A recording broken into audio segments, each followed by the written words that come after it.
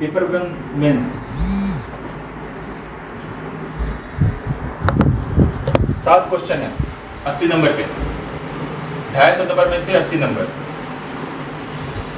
Example के तौर पे मेंस क्या है? हाँ ये मेंस है, 2023 का मेंस है ये। एक क्वेश्चन जो है थोड़ा सा वो हिस्ट्री से रिलेटेड है, जैसे कि explain the role of geographical factors towards the development of ancient India. ठीक है, तो ये आपको अगर पता ही नहीं रहेगा ज्योग्राफिकल फैक्टर्स तो आप तो नहीं कर पाएंगे ना। अब जैसे इंडस वैली सिविलाइजेशन को ही ले तो इंडस वैली सिविलाइजेशन ही बोल रहे हैं उसको, तो नाम में इंडस ही है, रिवर वैली की ही बात हो रही है। खत्म कैसे होगा उसके बारे में डिफरेंट जो कंसेप्ट हैं, वो फ्लड वाला हो या ड्रॉट वाला हो, वही चीज़ है। इसमें बेसिकली इंटरलिंकिंग करके पड़ा है। हाँ ऑब्वियसली, हाँ। ऑब्वियसली यूपीएससी के क्वेश्चन की खासियत यही है। बिल्कुल, यूपीएससी के अधिकांश क्वेश्चन आपको रिलेटेड। हाँ, ऑब्वियसली एनसीईआरटी आप शुरू कीजिए पढ़ना, धीरे एनसीईआरटी पढ़ना शुरू कीजिए, आपको खुद ही समझ में आ जाएंगी चीज़ें। तो और बेस- फिर हाँ ठीक है, पहले हम ये बताते हैं, फिर मैडम से क्वेश्चन कीजिएगा और मैडम बताएंगी बाकी चीज़ें। अब discuss the consequence of climate change on the food security in tropical countries. Geography इस तरह करके इसमें टोटल 80 नंबर के क्वेश्चन हैं। अब पेपर 3 देखिए, 4 क्वेश्चन है 50 नंबर के, है ना, 1/5 मार्क्स, 250 नंबर में से 50 नंबर के क्वेश्चन इससे पूछे हुए हैं, डिजास्टर मैनेजमेंट और एनवायरमेंट इकोलॉजी से क्वेश्चन। जैसे कि dam failures are always catastrophic, है ना, तो डैम वाला तो बहुत सारा चलते रहा है। ऑयल पॉल्यूशन से रिलेटेड हो गया, मरीन इकोसिस्टम से हो गया रिलेटेड। तो क्वेश्चन जब आप एनसीईआरटी करेंगे ना तो बहुत सारी चीज़ें कवर हो जाएंगी उससे, फिर उसको जो जोड़ना है वो काम आपका पेपर करेगा, दिस पेपर करेगा। बाकी जो यहाँ पे पढ़ाई जाएंगी चीज़ें उसकी सहायता लीजिएगा आप, लेकिन आप खुद से ही आप लोगों को पढ़ना ही पड़ेगा एनसीईआरटी और दिस पेपर। दिस पेपर में करंट अफेयर्स की मैडम लेती हैं तो वो बताते रहेंगे बीच बीच में, जो रेगुलर नहीं आ पाते हैं क्योंकि थोड़ा टाइम कंस्टेंट है हम लोगों को, लेकिन बताते रहेंगे। अब मैडम बताएंगे।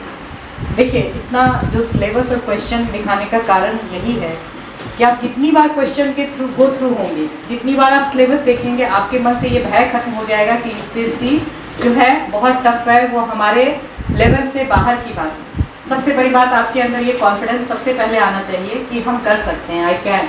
तो ये चीज़ आप बार बार जब देखेंगे ना तो वैसा लगेगा आपको कि नहीं ऐसा भी टफ नहीं होता है ये चीज़, हम जितना इसको मान लेते हैं आप, मतलब लेकिन इसके लिए आपको प्रयास करना पड़ेगा। हम लोग इतना ला के इसको इसलिए आपको दिखा रहे हैं कि क्वेश्चन बहुत आसान होते हैं अगर आपने करंट अफेयर्स को पढ़ा। जैसे आप फर्स्ट पेपर में देखेंगे फिजिकल ज्योग्राफी के जो क्वेश्चन होते हैं कॉन्सेप्चुअल है, अब प्लस जो है थोड़ा सा आपका फैक्चुअल है, तो वो चीज़ें तो आराम से आपका हो जाएगा। थर्ड पेपर में आप देखेंगे कि थोड़ा सा आपको करंट से बहुत ज़्यादा इसको जोड़ के इसको पूछा जाता है।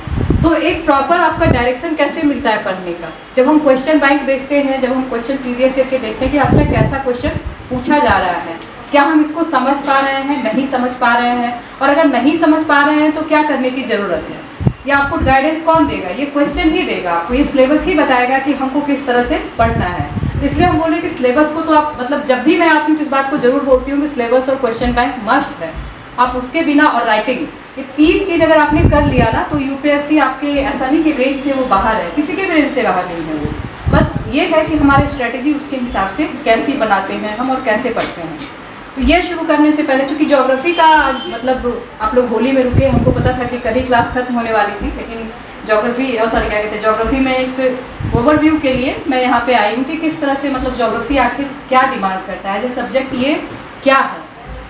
तो आपको बाकी चीज़ें तो बता देंगे, तो आप ये बताइए कि कोई भी सब्जेक्ट जब पढ़ते हैं हम तो सबका एक अलग अलग तरीका होता है पढ़ने का। जैसे हिस्ट्री कैसे पढ़ते हैं हम लोग, हिस्ट्री मतलब हिस्ट्री तो सबको हमको लगता है सबने पढ़ा होगा, हिस्ट्री में क्या डिमांड करता है, कैसे पढ़ते हैं हम लोग, हाँ टाइम के अकॉर्डिंग पढ़ते हैं। किसी भी स्पेस का, मान लीजिए इंडिया है तो उसमें हम लोग कैसे पढ़ते हैं, हड़प्पा पढ़ते हैं, फिर आपका इसमें मेडिएवल आते हैं, फिर आपका इसमें जाते हैं मॉडर्न में आते हैं, तो कॉन्टेम्प्रेरी में आते हैं। तो ये क्या है, आपका टाइम के हिसाब से पढ़ते हैं, देख रहे हैं ना, एकदम सीरीज है कि एशियन ज्योग्राफी है, मेडिएवल है, इस तरह से हम पढ़ते हैं। और टाइम के एस्पेक्ट से किसी रीजन का या फिर पूरे वर्ल्ड का या इंडिया का किसी भी जगह का हम हिस्ट्री देखते हैं।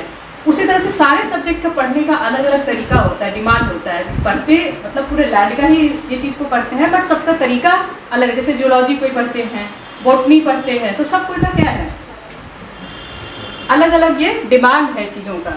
तो आप ज्योग्राफी को जब पढ़ते हैं तो कैसे पढ़ते हैं? कोई ज्योग्राफी में क्या पढ़ते हैं? मोस्टली लाइक जो इंडियन ज्योग्राफी होती है, हाँ, इंडियन ज्योग्राफी थी, उसके बाद से जो सोशल और इकोनॉमिक ज्योग्राफी, अब जाके कुछ वर्ल्ड ज्योग्राफी कुछ क्वेश्चंस होते हैं, वो मीडियम। हाँ, जैसे ज्योग्राफी क्या हुआ आपका कि हम किसी स्थान, इसमें स्पेस बहुत इंपॉर्टेंट होता है ना। वहाँ पे जैसे टाइम इंपॉर्टेंट है, मतलब टाइम के अकॉर्डिंग हम पढ़ रहे हैं। यहाँ पे क्या है, स्पेस बहुत इंपॉर्टेंट है, लोकेशन बहुत इंपॉर्टेंट। ज्योग्राफी में क्या है, कोई भी जगह पहले हम जानेंगे लोकेशन वाइज, तभी हम उस चीज़ को डील कर सकते हैं। तो ये देखेंगे कि ये ज्योग्राफी जो है ये भी लैंड का ही अध्ययन करता है, स्टडी करता है, बट कैसे अध्ययन करता है, ये लोकेशन जानना चाहिए इसके बारे में आपको। तो ज्योग्राफी सबसे पहले बेसिकली क्या रीड करता है ये, कि किसी भी स्थान पे, किसी भी स्पेस में जो वहाँ का नेचुरल इन्वायरमेंट है, उसका ह्यूमन बीइंग के साथ क्या रिलेशनशिप है, ये हम लोग पढ़ते हैं। मतलब इंटर रिलेशन मतलब पढ़ते हैं हम लोग से देखेंगे।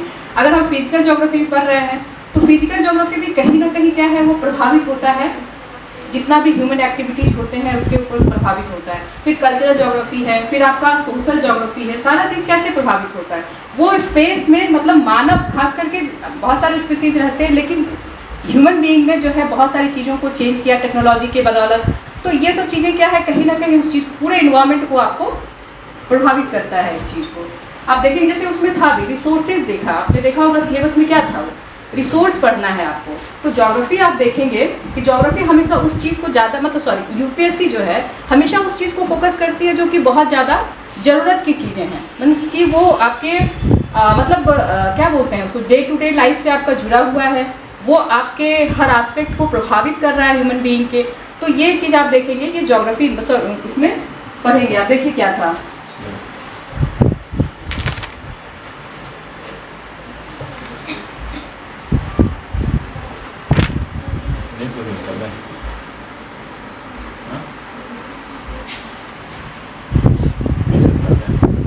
सिलेबस में था ना, यहाँ पे देखिए, ये नेचुरल डिस्ट्रीब्यूशन ऑफ की natural resources across the world. ये अगर इससे समझ रहे हैं ना, नेचुरल रिसोर्सेज पूरा आपका दिखा रहा है, साउथ एशिया हो, इंडियन सब कॉन्टिनेंट है, फैक्टर्स, उसके factor responsible for the location of primary secondary. ये लोकेशन इसमें देखना कितना इंपॉर्टेंट है, यहाँ लोकेशन भी है आपका। इसके बाद देखेंगे रिसोर्स आपको देखेंगे इकोनॉमी में पढ़ना है आपका, देखेंगे रिसोर्स का चैप्टर इकोनॉमी में भी, ऐसा नहीं कि रिसोर्स वहाँ नहीं है, लेकिन यहाँ पे उससे हम कैसे अलग होंगे रिसोर्स से इकोनॉमी में, कि यहाँ पे स्पेस वाइज मतलब डिस्ट्रीब्यूशन यहाँ पे इंपॉर्टेंट हो जाएगा, कौन सा मतलब रिसोर्स कहाँ पे पाया जाता है।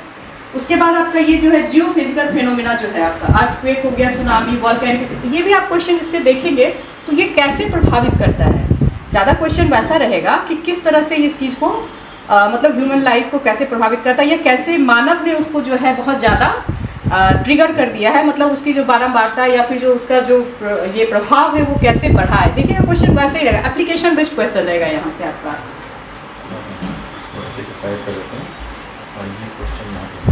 तो सबसे पहली बात बताइए कि जियो है, जियोग्राफी 2 शब्द से बना है। जियो का क्या अर्थ होता है?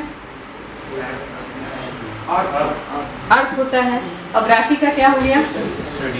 डिस्क्रिप्शन हो गया। ये ग्रीक वर्ड है, हाँ। तो description of the earth means ये कहीं जो है आपका अर्थ को डिस्क्राइब करता है ये। तो हाँ, यूपीएससी हमसे क्यों पूछ रही है कि आप अर्थक्वेक के बारे में जानो, वॉल्केनो के बारे में जानो, आखिर इसका इम्पोर्टेंस क्या है सिविल सर्विसेज में जाने के बाद? जैसे मैं सिविल सर्विसेज करता हूँ, मान लीजिए सिविल सर्विसेज में आप गए, उसके बाद आपका उत्तराखंड में पोस्टिंग हुआ, नॉर्थ ईस्ट में पोस्टिंग हुई, तो वहाँ पे क्या है? अर्थक्वेक रीजन है ना। तो आपको उसके हिसाब से प्लानिंग और उसके हिसाब से अगर आता है तो उसके हिसाब से तैयारी करनी होगी कि कैसे उनको बचाएगा। मान लीजिए आप बिहार में आते, बाढ़ रीजन क्षेत्र है, तो आप यहाँ पे फ्लड पढ़ेंगे, तो फ्लड को आप उस तरह से वहाँ पे जाके एज अ सिविल सर्वेंट क्या करता है, वहाँ पे अप्लाई तो करते हैं ना हम लोग। अगर आप नहीं नॉलेज रहेगा कि अच्छा ये सिविल मतलब ये कौन सा प्रोन एरिया है, हम नहीं जान रहे हैं कि अर्थ प्रोन एरिया मतलब अर्थक्वेक प्रोन एरिया है, तो हम उसके लिए कैसे बनाएंगे? तो पहले जानना तो पड़ेगा कि हमारा एरिया कहाँ है, हम कहाँ रह रहे हैं। इसीलिए ये सब्जेक्ट मतलब सिलेबस दिया है, ये कहीं भी अलग से कुछ नहीं दिया जाता है। यही मैं कह रही हूँ, ये समझ जाएंगे आप तो आप यूपीएससी को समझ जाएंगे कि हम सिविल सर्वेंट क्यों बनना चाहते हैं। Civil as a civil servant क्या करते हैं वो लोग, यही करते हैं ना, जो हमने पढ़ा है वहाँ जाके अप्लाइड करना। अब जैसे कोई भी चीज़ का प्लानिंग बनाना, मान लीजिए वहाँ पे जो हुआ था अर्थक्वेक जो आया था 4-5 साल पहले नहीं आया था उत्तराखंड में, जो कौन सी मंदिर है वहाँ पे, कैलाशनाथ मंदिर, केदारनाथ मंदिर, वहाँ पे आपने देखा होगा कितना ज़्यादा वहाँ पे दिक्कत हुई थी, कैसे वहाँ पे, तो वहाँ पे कौन एक्टिव होता है सबसे ज़्यादा, आपको पता है। एज ए प्रशासनिक पदाधिकारी हम लोग 1 सेकंड भी नहीं बैठ सकते हैं। रात में कहीं एक्सीडेंट हो गया, रात में कुछ हो गया, हमको रात में जाना होगा, रात में कहीं कुछ हो गया, रात में जाना, दिन में जाना होगा, कहीं भी आप बैठ नहीं सकते हो, क्योंकि आपकी पहली प्राइमरी रिस्पॉन्सिबिलिटी क्या होता है। एक इंसिडेंस में बताना चाहूँगा, विनय सर है ना, हाँ विनय सर बता देते हैं। केदारनाथ वाले में एक थे वहाँ के लोकल, मतलब वही पोस्टिंग थी और वहाँ के लोकल थे, और एक थे जो इधर साइड से थे, मतलब बिहार के थे या फिर यूपी, ईस्टर्न यूपी के। हाँ, उसी इंसिडेंस में मतलब दोनों ऑफिसर थे वहाँ पे, मतलब दोनों जो विनय सर भे के हैं उन्हीं के स्टूडेंट थे, पहले स्टूडेंट थे तो बाद में बने वहाँ पे सेलेक्ट हो गए।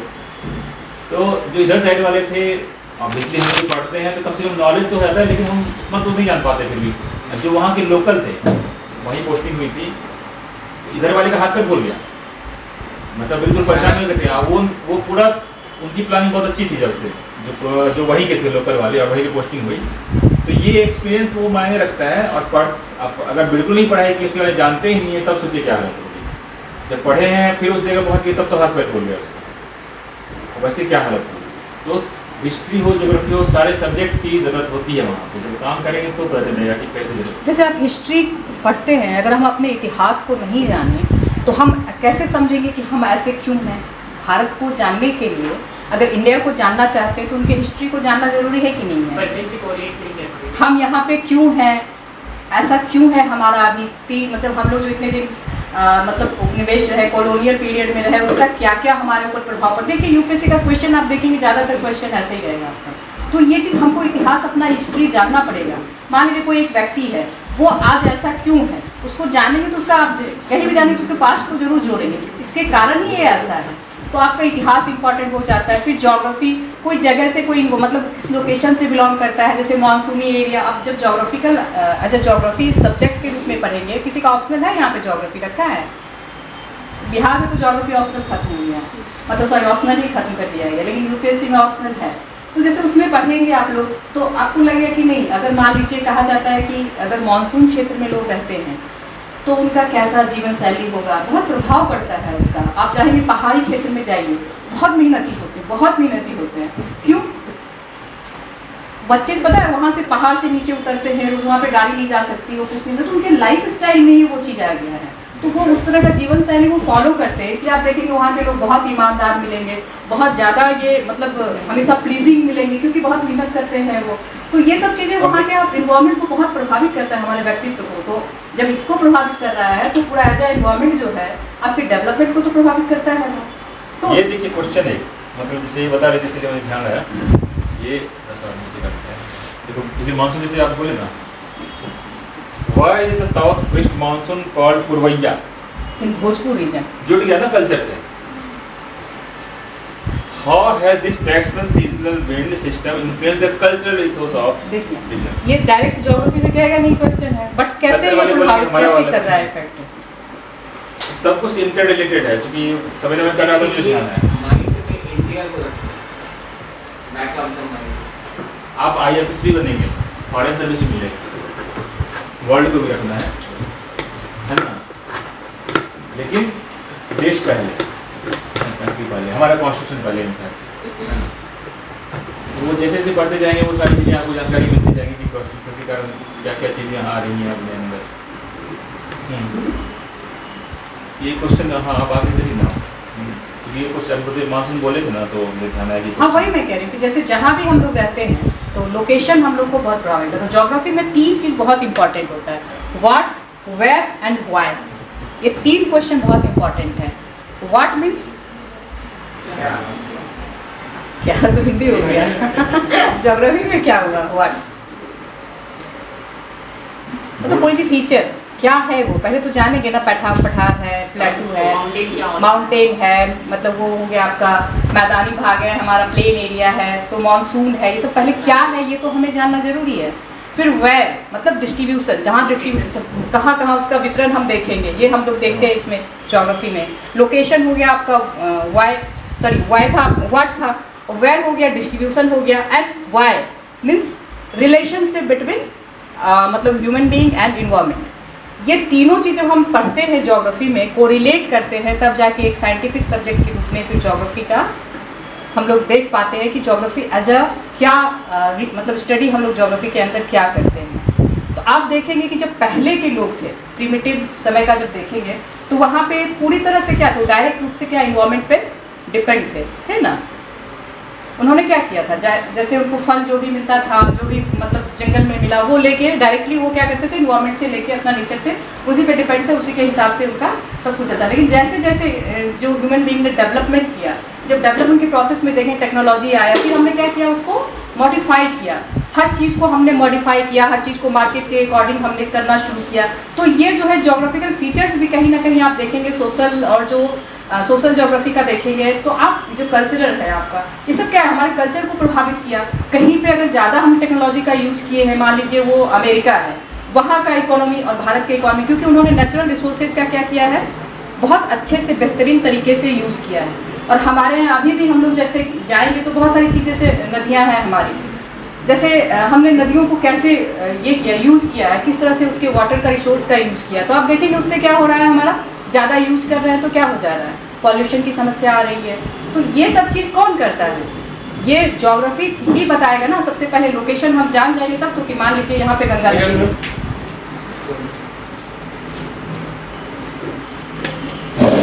जैसे अपने यहाँ सारी नदियाँ माता है ना, फिर भी बनती हैं, फिर भी आप देखिए वहाँ पॉल्यूटेड, कोई माता नहीं है, लेकिन देखिए वहाँ की नदियाँ कितनी साफ रहती हैं।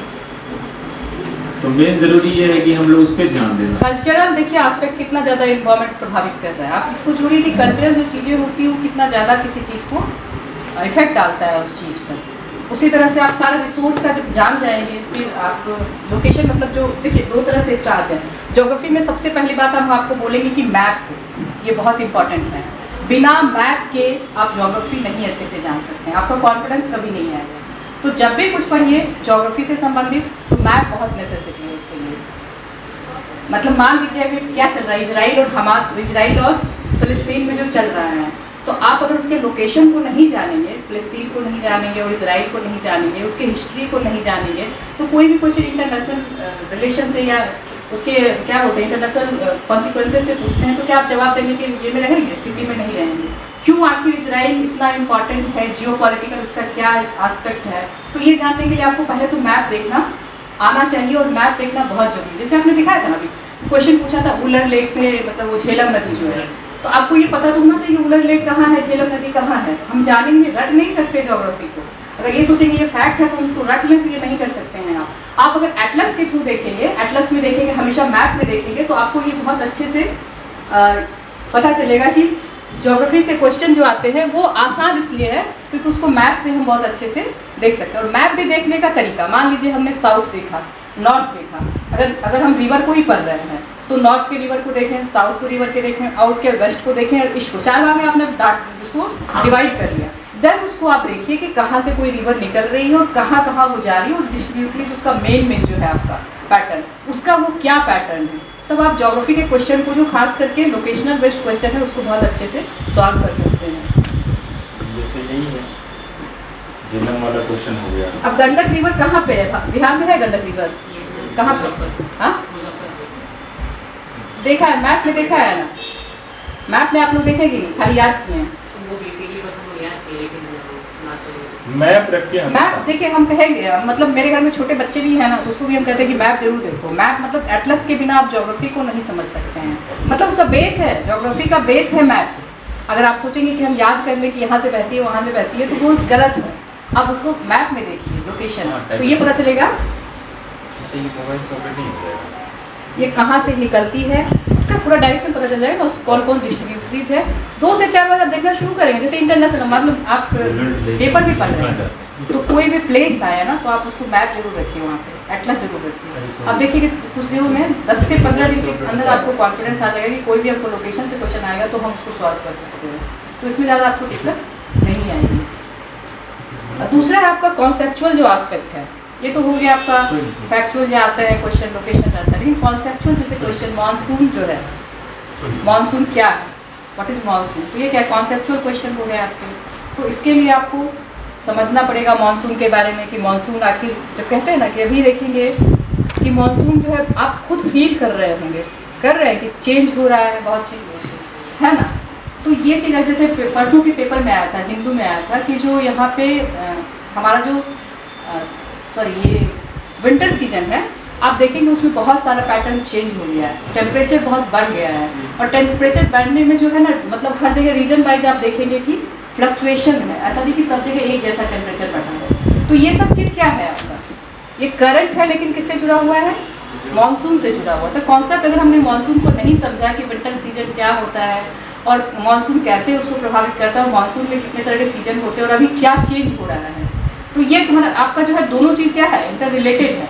तो इस चीज़ को जानने के लिए पहले बेसिक आप जानना पड़ेगा, उसके बाद आपको करंट से भी उसको जोड़ना पड़ेगा, करंट चीज़ों को भी देखना पड़ेगा। तो ये सब क्वेश्चन जो है आपका, अब ये देखिए, अब ये सब ज्योग्राफी, इसमें रिसोर्स से क्वेश्चन है आपका।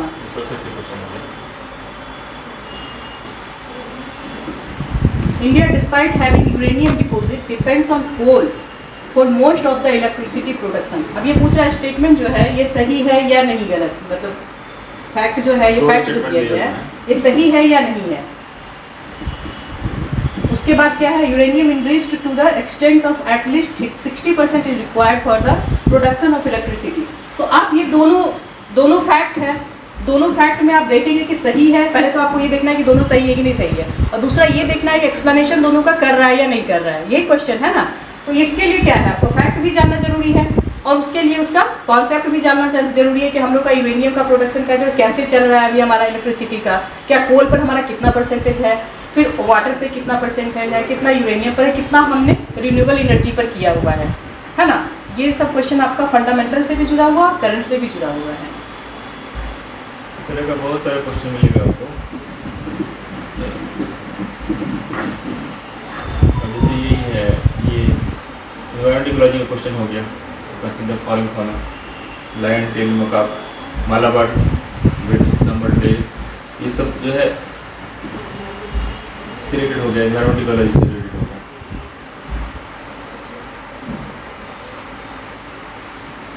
सारा देख रहे हैं आप, आज ना जाके आप लोग क्वेश्चन देखिएगा। 2023 का क्वेश्चन देखिए, ठीक है, 23 का मतलब ज़्यादा पीछे मत जाइए, 23 का 2023 का क्वेश्चन देखिए, और उसमें देखिए कि ज्योग्राफी के कौन कौन से क्वेश्चन आए हैं और हम अभी कहाँ हैं, तो अगर विदाउट मतलब एनी हेल्प हम कितना क्वेश्चन को सॉल्व कर सकते हैं। ये देखिए मेंस का देख लीजिए कि आप जो है कितने सारे सिलेबस से क्वेश्चन जो आ रहे हैं, हमारा अभी कहाँ पे हम मेंस हैं, इस चीज़ को आप लोग जरूर लिख लीजिए, पेपर पे लिख लीजिए, मतलब 2023 का ही बस लिखिए, 24 का जरूरी नहीं कि आप 22 का करें, इसका करें, एक साथ मत सबको उठाइए, उसको कीजिए। आपकी स्ट्रेटेजी धीरे धीरे खुद बन जाएगी कि अच्छा ऐसे ऐसे क्वेश्चन पूछ रहे हैं तो हमको इस तरह से तैयारी करनी चाहिए। तैयारी का मतलब क्या होता है, तैयारी का मतलब यही है ना कि आपको सिलेबस पता है, आपको क्वेश्चन पता है और आपकी स्ट्रेटेजी क्या होनी चाहिए, उसके अकॉर्डिंग हम मेरा कितना ज़्यादा हम कहाँ हैं और हम आगे कहाँ जाना चाहते हैं, ये आपकी स्ट्रेटेजी होनी चाहिए। तो इसके लिए सबसे ज़रूरी क्या है, आपका क्वेश्चन जरूर देखिए आप लोग चाहते हैं। और ज्योग्राफी से रिलेटेड कोई क्वेश्चन आप लोग को भी पूछना है तो बताइए। हम लोग खाली एक ओवरव्यू देने आए हैं कि ज्योग्राफी में, क्योंकि आज छुट्टी थी तो हम लोग सोचे कि चलो एक बार मिल लेते हैं होली के पहले। और देखिए ये प्योर मैप का क्वेश्चन देखिए, हाँ देखिए यूक्रेन न्यूज़ में है क्वेश्चन, देखिए यूक्रेन पूरा न्यूज़ में है, अभी 2 साल से हमको लगता है वहाँ पे 1.5 साल से युद्ध खत्म नहीं हो रहा है, और ये देखिए पूरा मैप पे ही कितने देश की सीमाएं कौन कौन करता है, ये आप लोग के पास तो चेक कीजिए, तो बताइए यूक्रेन से कौन कौन देश सीमा जो है टच करते हैं, उसका चेक रिपब्लिक, हंगरी, लाटविया, इतना सारा दिया हुआ है।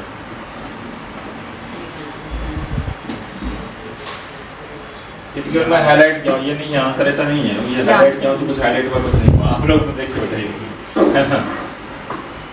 ये है प्योर ज्योग्राफी का क्वेश्चन, मतलब लोकेशन बेस्ड, पूरा मैप बेस्ड आपका क्वेश्चन है।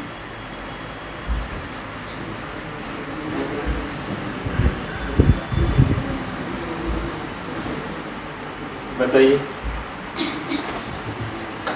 और ऑप्शन भी आपको वैसा रहेगा 2, 3, 4, केवल 5, सारे ऑप्शन भी आपको एक जैसे ही रहेंगे। क्या है? मैप से पता चल रहा है। नहीं, ये चैट जीपीटी नहीं खोलना है ना? AI पे आप लोग जाएंगे तो फिर पढ़ाई आपकी गड़बड़ हो यही जाएगी। ना दिक्कत ये है, आप लोग को मैप से कीजिए आप लोग। आपका ना एनालिटिकल पावर खत्म कर देगा AI। पहले खुद से मतलब क्वेश्चन इन्हें- रटने का फिर आदत हो जाएगा कि देखे सबों को बना बनाया मिल गया और हमने फिर याद किया और एग्जाम उससे फिर इन यूपीएससी फ्यूचर हो नहीं सकता है होगा। कि यूपीएससी भी उस तरह से एग्जाम ले 20 साल 15 साल बाद, लेकिन अभी तो इस तरह से एग्जाम ले रही है ना, तो वो पढ़ना पड़ेगा। नहीं, थॉट प्रोसेस उसमें ऐसा नहीं है। सर, लेकिन एक साल मैंने की है ऑनलाइन, में क्या होता है कि थॉट प्रोसेस डेवलप नहीं हो पाता है, एक्सपोजर भी नहीं मिल पाता, मतलब एक इंटरकनेक्शन नहीं हो पाता। हाँ, आप क्या कभी क्या भी ऑनलाइन मतलब? मैंने ऑनलाइन क्लासेस अच्छा, क्लासेस नहीं, मैं अभी बोल रहा हूँ जैसे कुछ लोग हो सकता है कि एआई का यूज करें, चैट जीपीटी का यूज करें, है ना? मैं ऑनलाइन देखने के लिए बोला, अभी बोला देखने के लिए ऑनलाइन, ये नहीं बोल रहा हूँ कि ऑनलाइन से फायदा होता है या घाटा होता है। मैप खोलिए ना, आप अभी मैं कुछ बोला मत मैप कीजिए, आप मैं ये खोलिए। नहीं करूँगी, आप देखिए और- मैप खोलिए और मैप में देखिए कौन कौन देश का सीमा उसको टच कर रहा है। साफ दिखा रहे हैं। इसमें से कौन इसमें से कर कौन रहा है? कौन से हैं? देखिए, मैप से बताइएगा। हंगरी कर रहा है। हाँ, ठीक है, कितने देश कर रहा है? बुल्गारिया है ऊपर में लिखा बुल्गारिया हुआ, को लिखा हुआ है। एक रोमानिया हो गया, और कौन सा है? हंगरी, और 3 है, मतलब आंसर बी हो जाएगा। रोमानिया और 3 है अक्सर। तो आंसर क्या होगा? थ्री। ये होगा। नहीं, जो दिया है उसी में से देखना है। रसिया तो सबको पता है कि यूक्रेन से टच करता है, उसी से अलग ही हुआ है, वो नहीं देगी यूपीएससी, वो उसी से अलग होके बना है, सब जान रहा है। तो देखिए, इसमें कुछ और कुछ दिमाग लगाने की जरूरत पड़ी, केवल मैप देखे, है ना? अब मैप में भी क्या देखिएगा, अब यही बात है। जब आप करंट अफेयर्स पढ़ते हैं ना, हिंदू मान लीजिए या कोई न्यूज़पेपर पढ़ते हैं, तो उस समय आप जो भी प्लेस जो स्पेस बोल रही है वो चर्चा में है, जैसे यूक्रेन चर्चा में है, पूछ ही सकते हैं, नेचुरल इसमें क्या बात है बड़ी। अब इजराइल फिलिस्तीन की बात हो रही है तो क्या आसपास पूछ ही सकते हैं, तो उसको जैसे तुरंत अभी मैप पे आप लोग देख स्वेज लीजिए। कैनाल को जो है बंद कर दिया गया, पता है ना, उसको बहुत ज़्यादा वो हुआ, उसका चेंज किया गया, रूट चेंज किया हुआ, तो नो डाउट उसमें स्वेज कैनाल से कौन कौन देश का टच करता है, कहाँ कहाँ से जाता है, उससे कोई भी रिलेटेड क्वेश्चन पूछ सकते हैं। आप न्यूज़ में अगर देख रहे हैं उसको और अपने मैप में उसको देख लिया, तो ये सब क्वेश्चन कम से कम 5-6 क्वेश्चन ऐसा होगा, लोकेशन बेस्ड होगा, वो आराम से आपको टाइम नहीं देना पड़ेगा। अच्छा ये दिमाग लगा के बगल में जहाँ पे स्टडी करते हैं वहाँ पे चिपका भी लीजिए, है ना? एक वर्ल्ड का, एक इंडिया का। अब कोई पूछ देगा कि स्वेज का स्टार्टिंग और एंड पॉइंट पूछ देगा, तो वो मैप के बिना नहीं हो पाएगा। और ये पूछ सकते हैं, कोई दिक्कत नहीं है, नहीं, ये क्योंकि हमेशा पूछते हैं, पूछ नहीं सकते, वो पूछे हुए हैं, मतलब हमेशा पूछे पूछेंगे हुए हैं। क्वेश्चन, ये उनका फेवरेट क्वेश्चन है यूपीएससी का, लोकेशन बेस्ड क्वेश्चन जो है फेवरेट, और लोकेशन को खास करके करंट से जोड़ के ये जरूर पूछते हैं। ये मतलब एक तो हो गया कि आपका ट्रेडिशनल पार्ट से पूछ सकते हैं कि कौन कौन देश से मिलता है, लेकिन जो करंट न्यूज़ में है उसको जरूर पूछ लेते हैं। तो ये मैप जो है, मैप ज्योग्राफी का जो है ना, वो कह सकते हैं हार्ट है, उसके बिना वो ज्योग्राफी कुछ नहीं है, लोकेशन ही सब कुछ है। तो लोकेशन जानने के लिए आप अपना एटलस एक जरूर अच्छा सा एटलस रखिए, और एटलस को साथ रखिए जब भी आप कुछ पढ़ते हैं, हिस्ट्री में भी कोई प्लेस देखते हैं तो उसको आपने वहाँ पे मार्क कर लिया, तो आपको याद रहेगा वो चीज़, क्योंकि आप पढ़ते समय जब देख रहे हैं ना तो चीज़ें आपको तुरंत वो याद रहती है, बाद में खोजेंगे, बाद में देखेंगे तो फिर वो हम भूल जाएंगे। रिलेशन क्या होता है ना, घटना से अगर हमने उसको जोड़ दिया तो फिर वो चीज़ें जल्दी से आपको याद होती हैं, तो ये जरूर कर लीजिएगा। मैं आपको बहुत अच्छी इनफैक्ट वो वाला पोर्शन तो देख ही लीजिए जो करंट में पूछे जा रहे हैं, तो करंट में जो चर्चा चल रहा है वो तो जरूर ही देख लीजिए। और कोई क्वेश्चन है? अब देखिए ये इंग्लिश वाला सेक्शन में आएगा,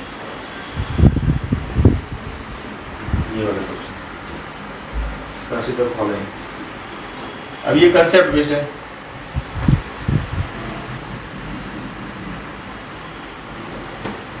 ये वाला क्वेश्चन, कंसीडर फॉलोइंग स्टेटमेंट्स।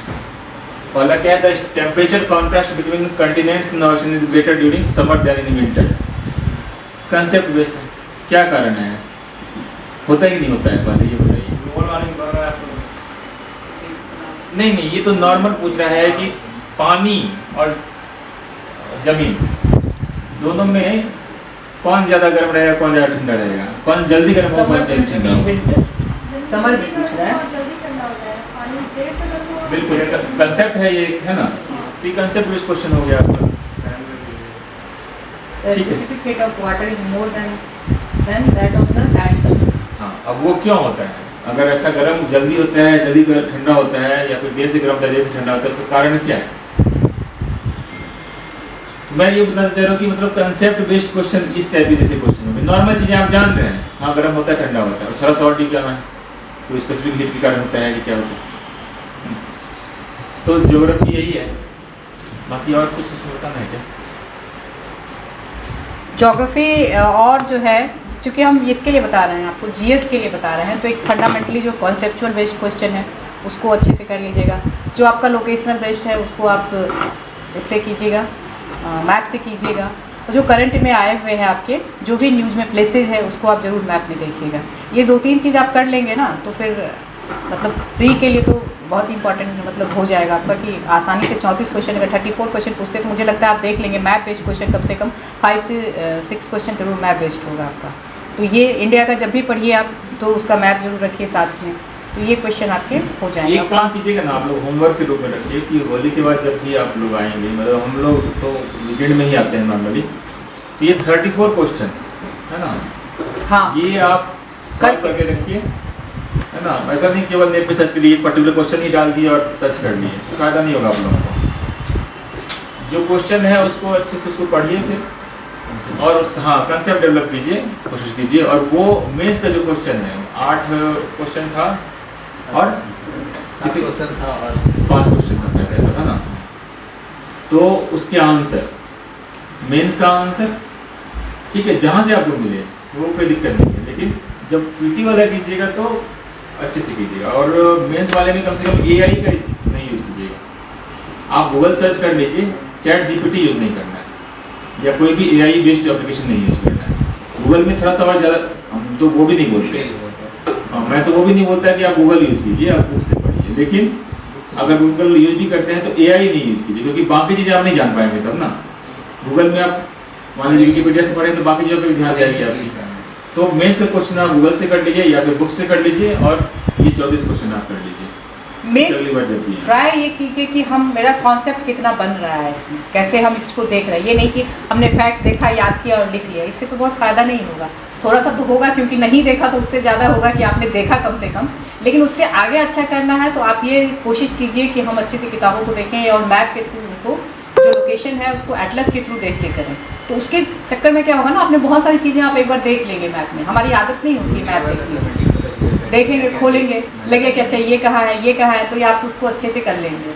और ये जब करने लगेंगे तो धीरे धीरे आपको अच्छा लगने लगेगा। मतलब मेरी कोशिश ये है कि आप चीज़ों को समझने लग जाइए और आपको अच्छा लगने लग जाए। ये काम जब आपको मतलब कोई काम होता है ना कि हम ज़बरदस्ती पढ़ रहे हैं, हमको कहा जा रहा है हमको पढ़ना पड़ेगा 2 घंटा, एक होता है कि हम खुशी खुशी पढ़ें, दोनों में फ़र्क है। जब आप खुशी खुशी पढ़ेंगे तो आपको बहुत ज़्यादा चीज़ें आसानी से समझ में आएगी, और जब आप ज़बरदस्ती लगे कि नहीं हमको अब ये करना है काम, तो फिर बेमन से काम कर रहे हैं, वो आपके अंदर भी नहीं जाएगी चीज़ें। तो वो चीज़ आप डेवलप कीजिए कि हम कैसे उसको तैयारी कर रहे हैं, तो कैसे हम बहुत अच्छे से उसको खेल में करें। तो आप देखेंगे कि बहुत आसानी से वो चीज़ें हो जाएगी आपकी। 2-4 लोगों का ग्रुप भी बनाइए, पूछ लीजिए कि हाँ ये क्वेश्चन का देखो यहाँ पे है, मतलब 5 तुम करके बताओ, 5 हम करके बताते हैं। ऐसे गेम एक बना लीजिए आप लोग। मैप को ये बना लीजिए कि मैप को टारगेट हम 1 घंटे मैप का ये कर लेते हैं टारगेट। तो ये क्या होगा ना, आपके दिमाग में धीरे धीरे चीज़ें जाएंगी। अच्छा, एक नॉर्मल जैसे हम लोग बचपन में ही पढ़ते होंगे, एक नॉर्मल सा क्वेश्चन है, जैसे पहाड़ी है ना, रेन शेडो एरिया पढ़ते हैं ना, कौन सा, जैसे ये पहाड़ी इधर से मान लीजिए एयर आ रहा है, ये वाला रेन शेडो एरिया वाला ना, यहाँ बारिश कम क्यों होती है? जैसे है एग्जाम्पल, जैसे पुणे का है, मुंबई का है। मानसून पढ़े हैं आप? नहीं, मानसून अगर नहीं भी पढ़े तो ये बचपन में ही पढ़े होंगे ये कि अच्छा रेन शेडो एरिया कुछ तो होता है। एयर यहीं पर खत्म कर देती है, कैसे, क्यों? हाइट पे जाती है तो कंडेंसेशन हो जाता है। किसका? पानी का, क्लाउड्स का। कैसे? सारी कंडेंसेशन यहीं पर हो जाती है। हाँ, जैसे मतलब इधर से मान लीजिए एयर चली है ना, क्या ऐसा होता है कि इधर सारी कंडेंसेशन इधर साइडिंग हो जाती है, उधर नहीं होता? वाटर कैरिंग कैपेसिटी का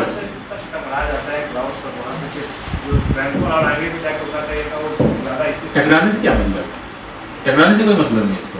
मॉइस्चर लो होता है सर, इस वजह से ऊपर जाता है। हाँ मतलब मॉइस्चर कैरिंग कैपेसिटी जो है ना वो डिपेंड करता है टेम्परेचर पे। जितना टेम्परेचर ज़्यादा बट मॉइस्चर कैरिंग कैपेसिटी उतनी ज़्यादा। ठीक है, अब मान लीजिए यहाँ पे टेम्परेचर है सपोज कि 30 डिग्री। अगर मान लीजिए एक एयर बॉक्स है, मान लीजिए उसको हम बॉक्स के रूप में रिप्रेजेंट करते हैं, उससे मान लीजिए 1 लीटर पानी रख सकते हैं, है ना, मतलब 1000 ml मान लीजिए रख सकते हैं। क्या बोला मैं, moisture carrying capacity directly proportional to temperature. तो 30 डिग्री में मान लीजिए वो 1000 ml पानी रख सकता है। अब पहाड़ के साथ वो जो मॉइस्चर है ऊपर चला, जब ऊपर जाते हैं तो टेम्परेचर लो होता है, ये तो पता होगा, है ना, शिमला वाला में ठंडा होता है। ऊपर गया तो क्या हो, जैसे ही ठंडा हुआ, मैं अभी क्या बताया, मॉइस्चर कैरिंग कैपेसिटी उसकी घट जाएगी। अब यहाँ पे मान लीजिए, यहाँ से मान लीजिए 500 मीटर ऊपर गए, यहाँ पे टेम्परेचर हो गया मान लीजिए 25 डिग्री सेंटीग्रेड। अब मॉइस्चर कैरिंग कैपेसिटी कितनी हो गई इसकी, सब कुछ इमेजिन कर रहे हैं, ठीक है, मान लीजिए 700 ml हो गया। समझ में आ रही चीज़ है? अब ये बाकी 300 ml क्या करेगा, रख ही नहीं पाएगा, गिरा दिया। ठीक है, इसी तरह ऊपर जाता गिराता गया। हाँ, अब क्या हुआ, जब इधर साइड गए अमाउंट तो एक तो बस ये गिर गया इसका, अब ये नीचे जाना शुरू किया, टेम्परेचर बढ़ता गया, मॉइस्चर कैरिंग कैपेसिटी उसकी बढ़ती गई, अब मॉइस्चर है ही नहीं। ठीक है, तो इधर तो है नहीं है ना, तो बिल्कुल नहीं होगा, रहन से होगा। तो ये नॉर्मल चीज़ है, बच्चों नहीं पढ़े होंगे आप। इसी तरह से आपको सब क्या मैंने डायग्राम बनाया ना, जैसे वेस्टर्न घाट पढ़ेंगे ना आप, हाँ वहाँ तो वो ये एग्जाम्पल आएगा आपका। वेस्टर्न घाट के जब हम इस साइड जाते हैं तो बहुत कम बारिश होती है, और वेस्टर्न घाट के अपोजिट साइड बहुत कम बारिश होती है, उस साइड बहुत बारिश होती है, उसका यही रीज़न है। फिजिकल ज्योग्राफी तो वही फिजिक्स अगर बच्चों ने पढ़े हैं ना, वही सब चीज़ें हैं, ये सब चीज़ें पढ़ेंगे आप। कॉन्सेप्चुअल बेस्ड है पूरा, Conceptual, क्लाइमेटोलॉजी। फिजिकल ज्योग्राफी में क्या पढ़ेंगे आप लोग, क्लाइमेटोलॉजी पढ़ेंगे, ओशियोग्राफी पढ़ेंगे, उसके बाद आपका जितने आपका ये जियोलॉजी के जितने ये वही 2-3 चीज़ें दिए हुए हैं, उसमें सबसे ज़्यादा कॉन्सेप्चुअल जो है आपका क्लाइमेटोलॉजी है। नहीं, हाँ, बहुत पूरी तरह से फिजिक्स में बेस्ड है। फिजिकल ज्योग्राफी तो बेसिकली कंसेप्ट ही है, फिजिकल ज्योग्राफी वाला जो भी चीज़ है। एक बार पढ़ लेंगे अच्छे से तो कॉन्सेप्ट अगर आपका डेवलप हो गया कि कैसे मतलब रेन कैसे होता है, क्यों नहीं ठंड में क्यों ज़्यादा मतलब बारिश नहीं होती है, ये सब कारण आपको पता चल जाएगा, तो डे टू डे से भी जुड़ा हुआ है, और उसके बाद आपको कॉन्सेप्ट भी आपका डेवलप होगा। अब जैसे सी बीच पे गए हैं तो वो एग्जाम्पल अभी काम नहीं करेगा, बाद में करेगा। नहीं, सिंपल सी चीज़ है उसमें कि भाई ठंडा गर्म वाली चीज़ें हैं। अगर लैंड एरिया जो है वो रात में क्या होगा, जैसे इसको हटाते हैं पहले, तब थोड़ा सा डायग्राम में मज़ा आता है ना, थोड़ा सा डायग्राम अगर बता सकते, क्या बोले, अच्छा साइड चेंज होता नहीं, कोई क्या होता है, स्लाइड चेंज,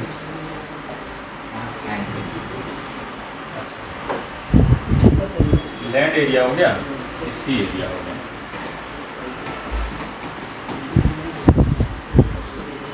अच्छा, ये जल्दी गर्म होगा जल्दी ठंडा होगा, है ना, ये देर से गर्म होगा देर ठंडा होगा। रात हो गई गर्म होते होते, ये थोड़ा ठंडा हो गया, ये अभी गर्म ही है। हवा किधर से किधर चलती है, हाँ मतलब गर्म या गर्म से ठंडा की ओर, क्या हाई प्रेशर किधर रहेगा उस समय,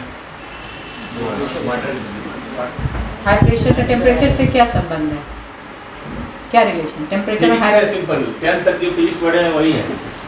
टेम्परेचर है और जो प्रेशर है कैसे रिलेटेड है, डायरेक्टली रिलेटेड। ज़्यादा टेम्परेचर तो प्रेशर कम होगा ना, हाँ ज़्यादा टेम्परेचर कम प्रेशर। हाँ, अब बताइए, आप बताइए किधर से किधर चले, लैंड से सीधे, हाई से, हाँ हाई से हो चुका है।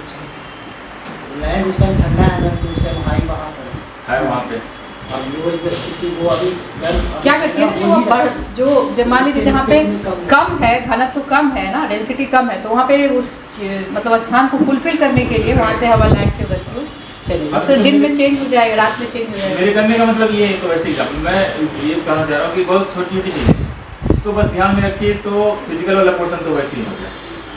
जब जो ह्यूमन पढ़ रहे हैं तो उस समय आपको सोसाइटी को ध्यान रखना पड़ेगा, है ना, इकोनॉमिक ज्योग्राफी पढ़ रहे हैं तो रिसोर्सेज को ध्यान रखना पड़ेगा। बिल्कुल बेसिक चीज़ें पढ़िए तो बाकी चीज़ें अपने आप क्लियर होते रहेंगी, बाकी हम बताते रहेंगे। लेकिन आप लोग वो क्वेश्चन कर लीजिएगा। दूसरी चीज़ ज्योग्राफी में सबसे इम्पोर्टेंट क्या चीज़ है कि ज्योग्राफी बहुत डायनेमिक सब्जेक्ट है। जैसे अदर सब्जेक्ट हिस्ट्री डायनेमिक नहीं है। हिस्ट्री क्या है, घटना घटी तो वो मतलब वही हम लोग मुगल काल में क्या हुआ, एंशिएंट पीरियड में क्या हुआ, आज भी हम लोग वही हैं। लेकिन आप ज्योग्राफी देखेंगे कि बहुत डायनेमिक है, हमेशा चेंज होता रहेगा, है ना। जैसे मानसून का अभी कुछ पैटर्न चेंज हो रहा है, मानसून में कुछ चीज़ें नई जुड़ रही हैं, कुछ नया थ्योरी आ रहा है।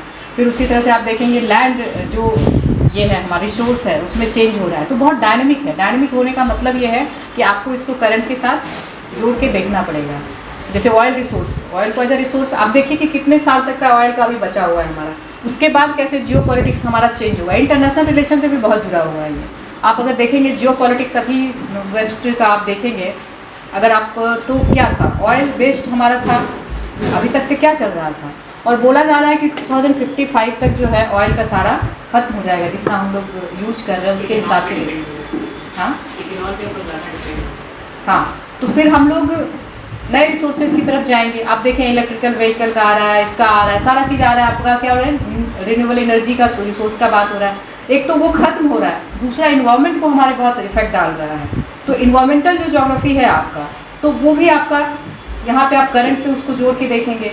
तो ये चीज़ अगर आप बेसिक हम नहीं समझेंगे उस चीज़ का, तो फिर हम उसको जोड़ नहीं पाएंगे। तो ज़रूरी क्या है कि हम पहले बेसिक को समझ लें, मानसून को समझें, और उसके बाद उसके जो मतलब साइंटिफिक रीजन जो है उसको समझें, उसके बाद करंट से उसको जोड़ें। तो ज्योग्राफी को आप बिल्कुल मतलब उस तरह से स्टैटिक रूप से नहीं देख सकते हैं। जैसे आपका अभी इजराइल फेस्टिन का जो चल रहा है, क्या लगता है ज्यूज जो हैं इजराइल में पावरफुल क्यों है?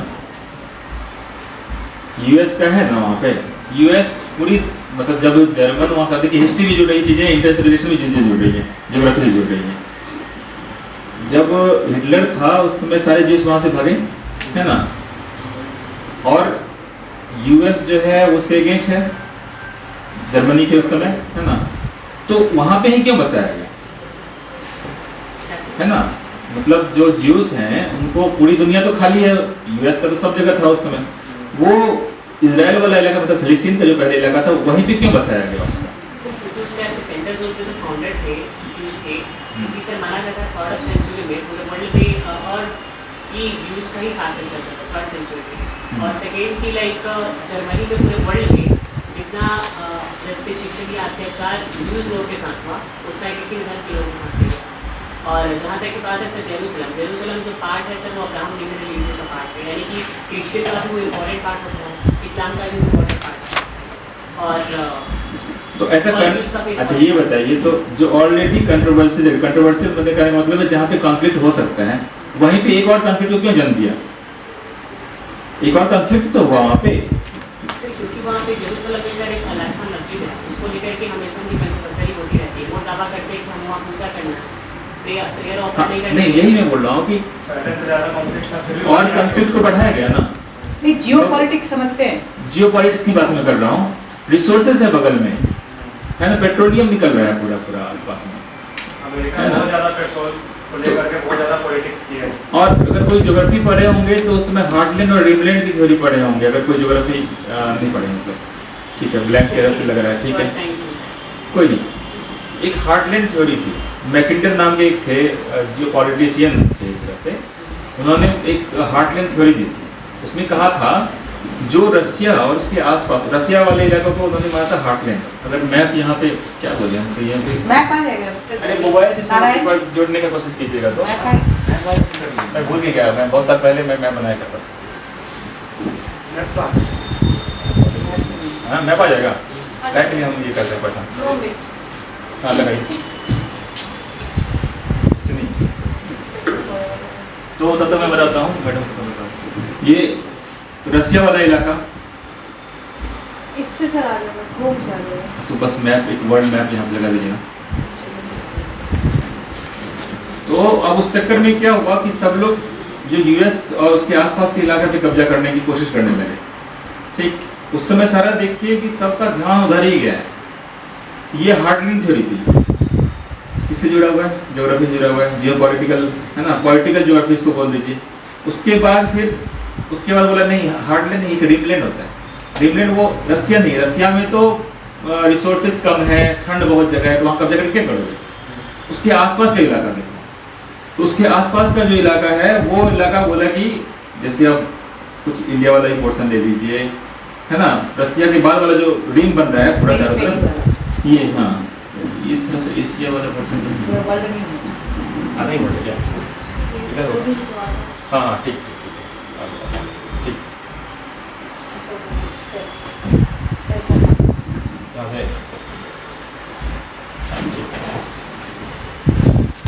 ये वाला जो इलाका है ना, यहाँ यहीं तक इनफैक्ट पहले बोला कि ये वाला हार्टलैंड है। मैकेंडे जो थे ना वो समय के हिसाब से अपना चेंज करते जाते थे थोड़ा कि अगर इस इलाके में कब्जा कर लो तो पूरे वर्ल्ड पे राज करोगे आप लोग। रसिया अमेरिका बोला हाँ सही बात है, तो रसिया वाला पूरा वर्ल्ड वॉर का जो पूरा एरा चल रहा है वही सब चीज़ें चल रही हैं। फिर वो अपना लोकेशन थोड़ा सा बढ़ा दिया। यहाँ पे कौन सी नदी है?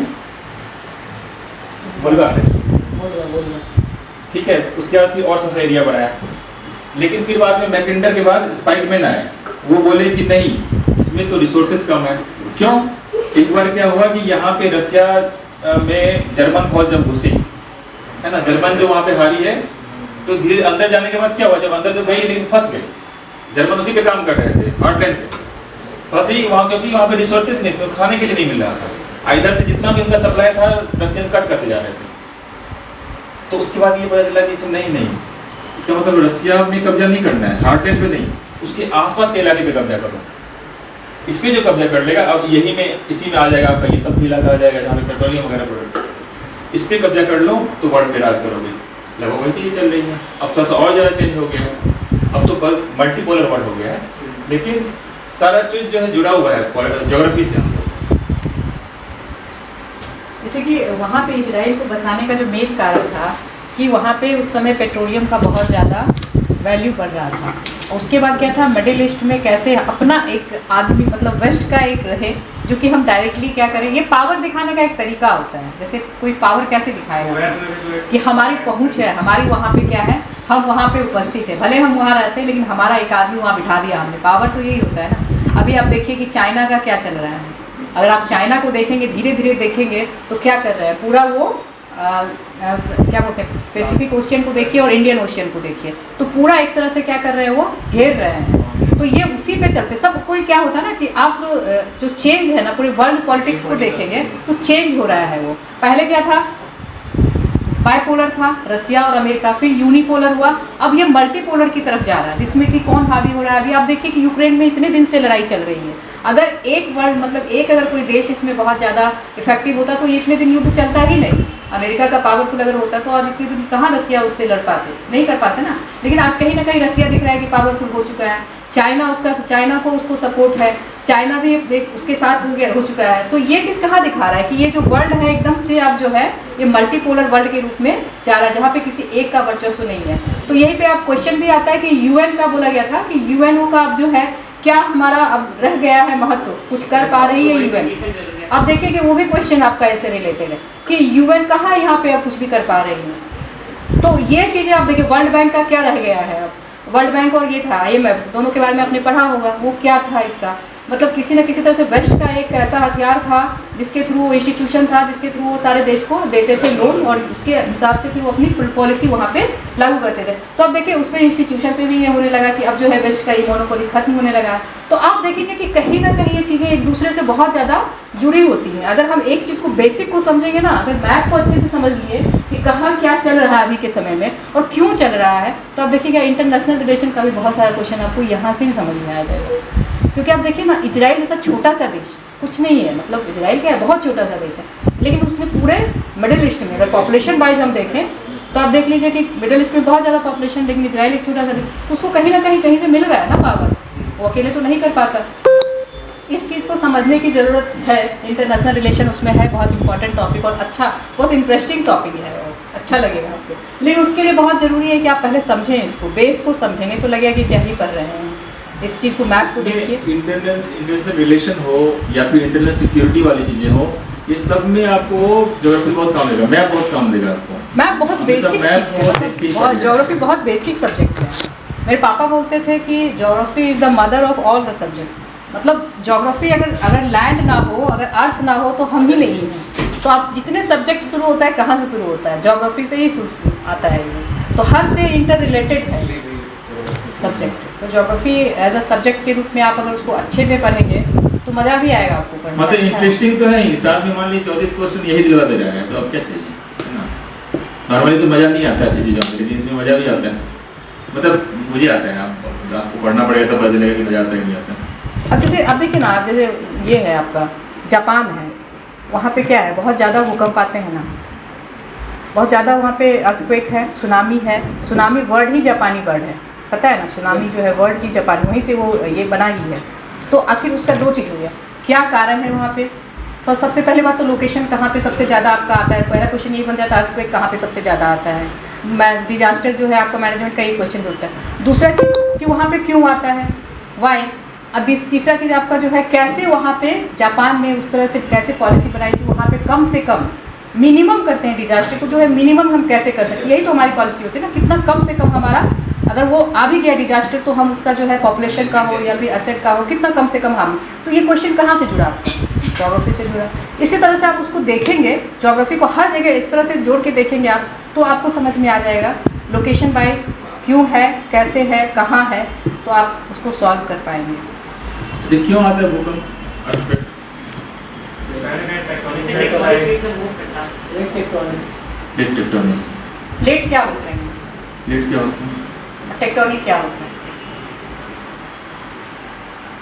ये बताइए। प्लेट टेक्टोनिक तो आप समझ गए, एनसीईआरटी पढ़े ना, प्लेट पढ़े होंगे ना, क्या होता है, यही हम बोले, ये रटना यही है, ये रूट यही है रटना है। प्लेट टेक्टोनिक के कारण आता है, ठीक है, लेकिन आप आगे बढ़ेंगे ना कि प्लेट क्या होता है, टेक्टोनिक क्या होता है, इससे क्यों आता है, इसके आगे तो जाएंगे। पढ़े ना। टेक्टोनिक मतलब वो उसके मूवमेंट, प्लेट के मूवमेंट्स होते हैं। अब प्लेट क्या प्लेट क्या होता है, प्लेट ही क्या होता है? नहीं, यही कोई बेसिक हम बता रहे हैं, यही से शुरू होता है बेसिक। बेसिक जो हम बार बार कहते हैं ना, बेसिक यही है आपका, कि हम प्लेट ही नहीं समझ पा रहे हैं। टेक्टोनिक मूवमेंट समझ गए, चलिए ठीक है, प्लेट क्या होता है उसको नहीं समझ पा रहे हैं, तो हम कैसे उसको बता पाएंगे। तब हम प्लेट का अच्छा, अर्थ का- प्लेट होता है ये कैसे बताएंगे। अर्थ का स्ट्रक्चर जानते हैं आप? टुकड़ों में बांटा गया है, बहुत बड़ी। ठीक है। छोटे छोटे टुकड़ों में बांटा गया है, 7 बड़ी प्लेटें हैं और कुछ क्या छोटी प्लेटें हैं। क्या है, पहले ये तो बताइए तब ना समझेंगे। स्टोन एक तरीके से चट्टान है सर, वो जिस एलिमेंट से अर्थ बना है सर। पहले किस एलिमेंट से बना हुआ? डस्ट है सर, मेंटल है, कोर है, सिलिका, ये एल्युमिनियम, लाओ भाई, मैग्नीशियम, केम फेरस। होम होम क्या करें? क्या करना है सर? इसको यहाँ से कर, वो बोर्ड नॉर्मल बोर्ड, तो देखिए हम बेसिक जो कहते हैं ना, तो हम, मेरा मतलब कहने का यही है कि उसको समझिए आप, नहीं तो नहीं जवाब दे पाएंगे। अच्छा, अर्थ का स्ट्रक्चर जान रहे हैं ना, इंटरनल स्ट्रक्चर ऑफ अर्थ एक चैप्टर भी है, उसी से ये जुड़ा हुआ है, उसके आगे का ये चैप्टर है प्लेट। उसी में वो क्या अर्थ पता का है? जो हार्ड पोर्शन होता है, तो अर्थ का स्ट्रक्चर को जानेंगे कि कौन कौन सा स्ट्रक्चर होता है। ऊपर क्रस्ट है, नीचे मेंटल है, उसके नीचे कोर है। तो जो क्रस्ट बना हुआ है, क्रस्ट और जो मेंटल का ऊपर वाला भाग है, उसको मिला के क्या कहते हैं, उसको कहते हैं प्लेट। तो ये क्या है, हार्ड वाला जो स्ट्रक्चर होता है। लेकिन इन दोनों को प्रभाव जानना तो पड़ेगा आपको ना, कैसे आप करेंगे उसको। ये देखें डायग्राम कहीं, मतलब देखें। एनसीईआरटी में ये अर्थ है, मतलब पूरा मैं एक तरफ कर लाया हूं, एक छोटा सा पान नहीं है, ठीक है। तो सबसे पहला लेयर जिसको क्या बोलते हैं, क्रस्ट बोलते हैं। यस उसके बाद बहुत ज़्यादा रहता है मेंटल और कोर। अच्छा, ट्रोपोस्फेयर क्या होता है वैसे? ट्रोपोस्फेयर हाँ, और वायुमंडल का सर वैसे कुछ। एटमॉस्फेयर का एक लेयर है, स्ट्रेटोस्फेयर क्या होता है? वो भी लेयर ही है सर। कहाँ का, वायुमंडल का? हाँ। ट्रोपोस्फेयर जैसे क्रस्ट पे जो माउंटेन्स हो गए, हाँ। ट्रोपोस्फेयर में हर एस्थेनोस्फेयर? एस्टोनोस्फेयर सर, जो जहाँ पर जिसकी जो लावा है सर, हाँ हाँ। जहाँ पर लावा है वो सर है वो किस में आता है? अगर हम बोलेंगे क्रस्ट में आता है, मेंटल में आता है, किस में आता है? एस्टोनोस्फेयर सर बहुत मेनली सारे नीचे पोर्शन होते हैं। मेंटल में होते हैं सर। हाँ, मतलब एस्थेनोस्फेयर रहेगा मेंटल में आएगा। एकदम शुरू में ही, जैसे कि क्रस्ट के जस्ट बाद ना एस्थेनोस्फीयर है, मतलब ये पहला पोर्शन लिथोस्फीयर है, लिथोस्फीयर है सर। ठीक है, जो हम लोग का चट्टान ये सब दिखता है सब कुछ। सर क्लास का और लिथो मीन्स होता है आपका, हम्म, लिथो मीन्स क्या होता है? रॉक, हाँ। इसीलिए उसको जो ऊपर वाला हार्ड वाला स्ट्रक्चर है। तो ये जो एस्थेनोस्फीयर है उसके ऊपर वाला जो पोर्शन है जो आप बोल रहे हैं कि थोड़ा सा वो लावा टाइप का होता है ना, हल्का पीला हुआ है ना।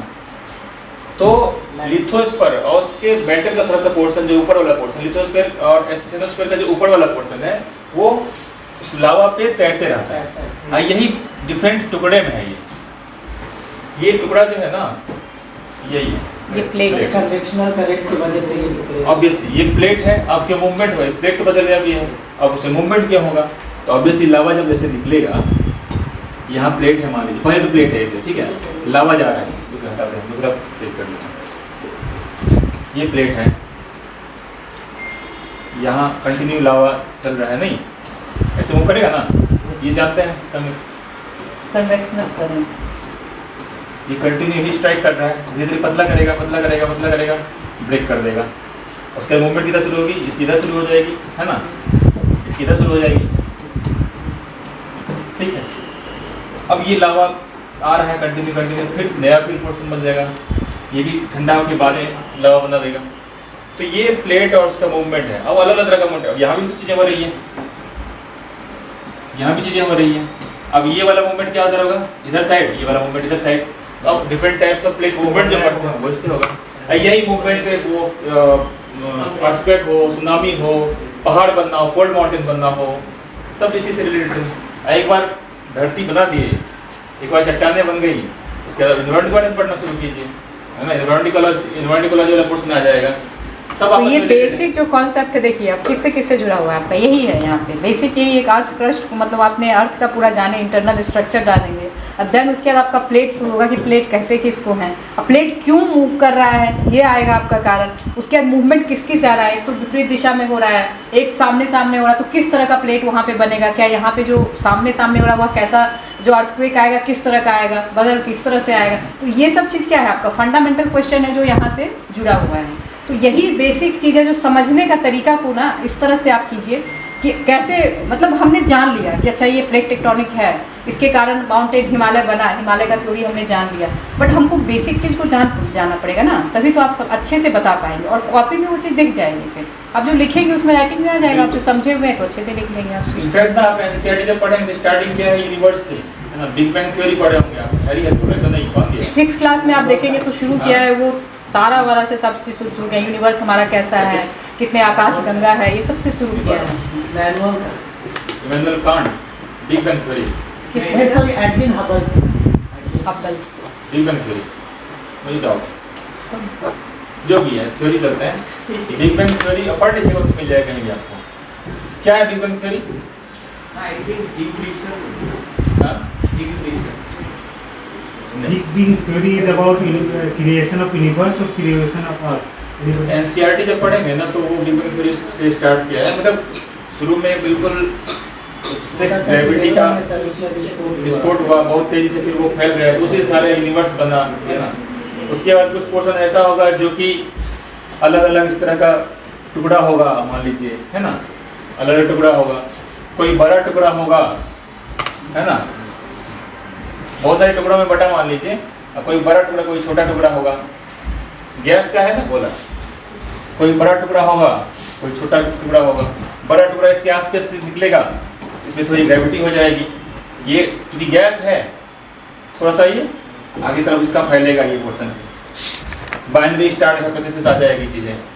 बाइनरी स्टार मतलब 2 स्टार, है ना, कोई बाद में सन बन जाएगा, और ये जब जो बड़ा सन जो यहाँ से गुजरेगा तो इसके कुछ पोर्शन को लेके जाएगा, वो इसके पोर्शन को लेके जाएगा, जब ये इसके आसपास ये तो चला जाएगा अपना, ये मूवमेंट करते करते इसके आसपास घूमने लगेगा, ये चूँकि पहले गैस ही है, इसके प्लैनेट्स बन गए, प्लैनेट में कोई बीच वाला प्लैनेट जो है वो ऐसा सिचुएशन रहेगा जहाँ पे लाइफ हो सकती होगी, वो अर्थ बन गया, ठीक है। तो पूरा प्रोसेस है, अर्थ बना लीजिए, उसके बाद प्लेट वेट बनवा लीजिए, और उसके बाद फिर आदमी पैदा हो गया वहाँ पे, और उसके बाद फिर सारा रिलेशन पॉलिटिकल जो भी हो, इकोनॉमिक जो भी हो, वो चीज़ें शुरू हो जाएंगी। चलिए जो अर्थ है हमारा उसका कितना अभी एज कितना है, मतलब कितनी पुराना है, कितना पुराना है अर्थ? 4.5 बिलियन, उसके बाद ह्यूमन बीइंग कितना पहले आया है, बहुत नया है ह्यूमन बीइंग, उसके 10,000 ईयर पहले। मतलब सोचो कि 4.6 बिलियन ईयर का अर्थ है हमारा, उसमें 10,000 कुछ भी मायने नहीं रखता। लेकिन हम लोगों ने कितना चेंज कर दिया है, पूरे दुनिया को ही हमने चेंज कर दिया। अब कहाँ हम लोग जा रहे हैं, सस्टेनेबल ग्रोथ डेवलपमेंट की बात कर रहे हैं, ऐसा क्यों है? क्योंकि हमने पूरे मतलब सब चीज़ को चेंज कर दिया है, जिसको मतलब एक जो नेचुरल होना चाहिए उसको हमने बिल्कुल अपने तरीके से चेंज कर दिया है। इसके बाद मैं सैपियंस बुक की मैं बात कर रहा था, आप लोग पढ़िएगा। नज़रिया अलग है, मतलब यूपीएससी के लिए तो नहीं कि नज़रिया देगा आपको, है ना, अच्छी किताब है। उसमें यही बताया कि कैसे कैसे फिर सैपियंस इवॉल्व होमो सैपियंस ने कैसे चीज़ों को चेंज कर दिया, है ना, और इन फ्यूचर क्या हो सकती थी। एक किताब आया एरिस्टॉटल उन्हीं की उसमें बताया गया है कि सर कि बचपन से हम लोगों ने जितनी भी स्टोरी सुनी है हाँ हाँ वो हम लोग को किस तरह से प्रभावित किया इन रियलिटी। बिल्कुल। अभी सारी नया उनकी किताब आई है तो रिसर्च कर रहे थे कि स्कूल में अच्छा। किसी भी तरीके की स्टोरी पूरी डीप इम्पैक्ट डालती है।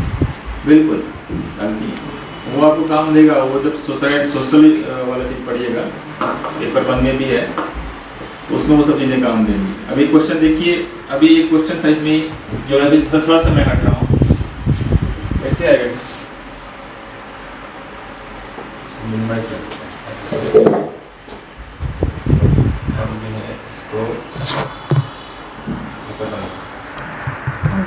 एक क्वेश्चन था, देखिए, do you think marriage as a sacrament is losing its value in modernity? वही सोसाइटी से ना चीज़ें जो हम लोग देख रहे हैं अभी, वही चीज़ें हैं।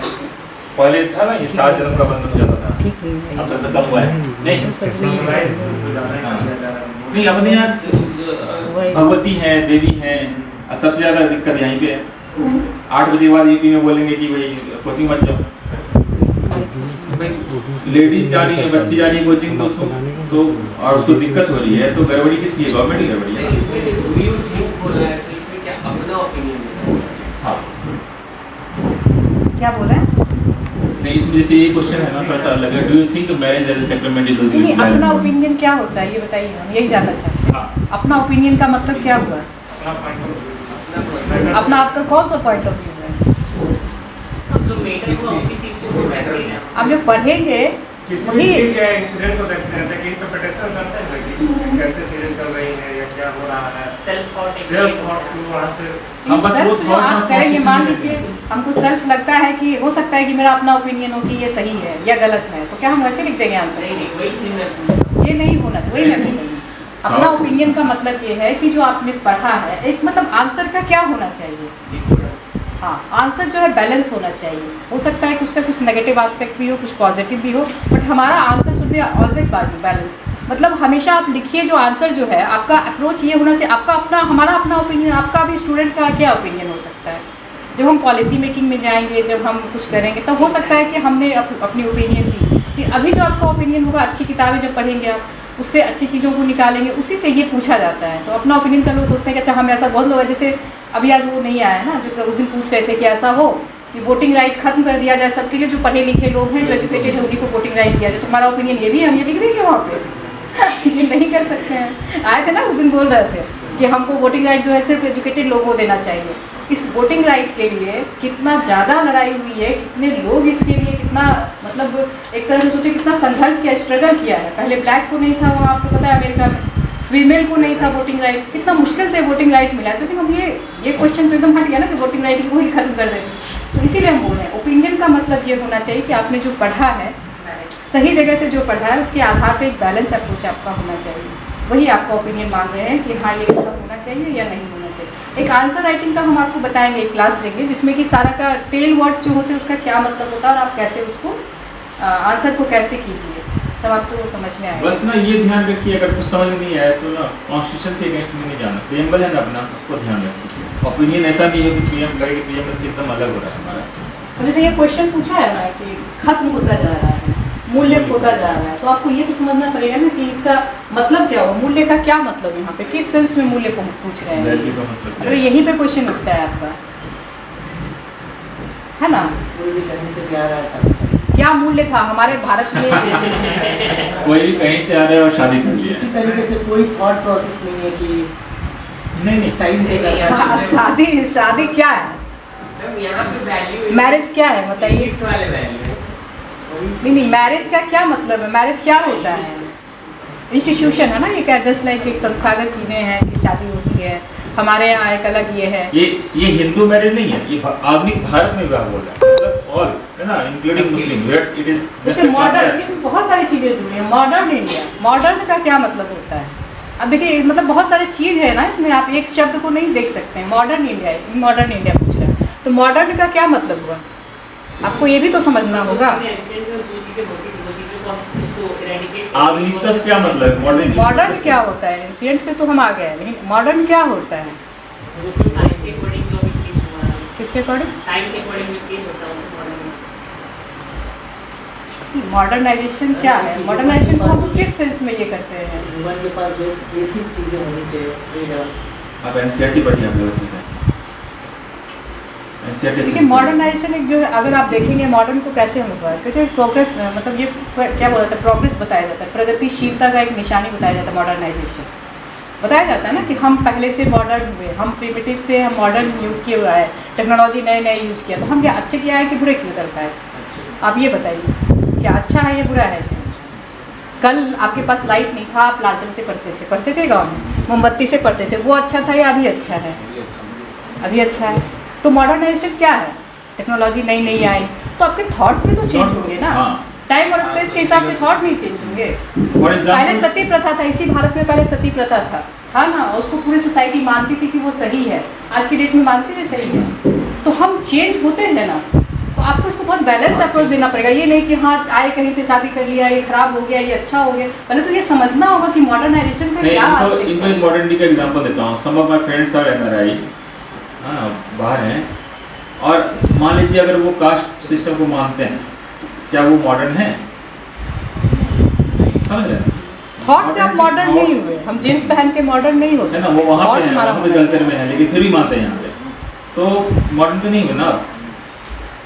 जो आपको थॉट प्रोसेस को भी चेंज कर दे, आगे बढ़ाए, वो होगा ना। ऐसे कुछ ऑर्थोडॉक्स टाइप के लोग होंगे जो बहुत ऑर्थोडॉक्स टाइप के, कि नहीं सच में ये हो गया है, और उसमें एकदम लगेंगे, शुरू हो जाएंगे कि हाँ ये गलत है, ऐसा हो गया है, ऐसा गड़बड़ है।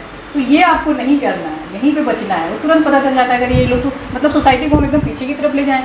इसका मतलब यही ना कि हम उतना दूर लड़के आए हैं फिर हम पीछे की तरफ जाएं। तो शादी क्या है ये तो समझना होगा, उसके वैल्यूज़ क्या है हमारी सोसाइटी में उसको समझना होगा, उसमें कुछ चेंज करने की ज़रूरत है उसको समझना होगा, और कैसे चेंज करें, क्या सच में ये गलत हो गया है, क्यों गलत कह रहे हैं हम। बहुत सारे एस्पेक्ट है इसमें कि हमने एक लाइन में देखा आंसर कि हमको तो रोज़ देखते हैं शादी वादी, अरे यार दूसरे जाति से दूसरे का शादी हो रहा है, धर्म से कर दे रहा है, तो शादी खराब हो गया है, मतलब हमारे यहाँ। इसके आधार पे हमने लिख लिया, क्वेश्चन में देखेंगे आपको 0 मार्क्स बिठा देंगे।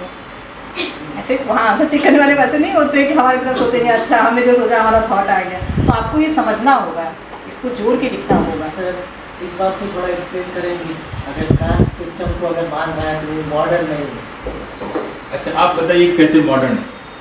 बिकॉज सर अगर कास्ट सिस्टम अगर डिस्क्रिमिनेट कर रहा है किसी चीज़ को, अगर हमको लगता है कि ये अदर कास्ट का है, फिर भी हम उसके साथ कंफर्टेबल हैं बोलने से, रहने से, घूमने से, तो फिर इसमें प्रॉब्लम अगर कास्ट सिस्टम हो ही ना, कौन सी अच्छी सोसाइटी है? अगर कास्ट सिस्टम हो ही ना, एक कास्ट सिस्टम उसमें कि नहीं माने।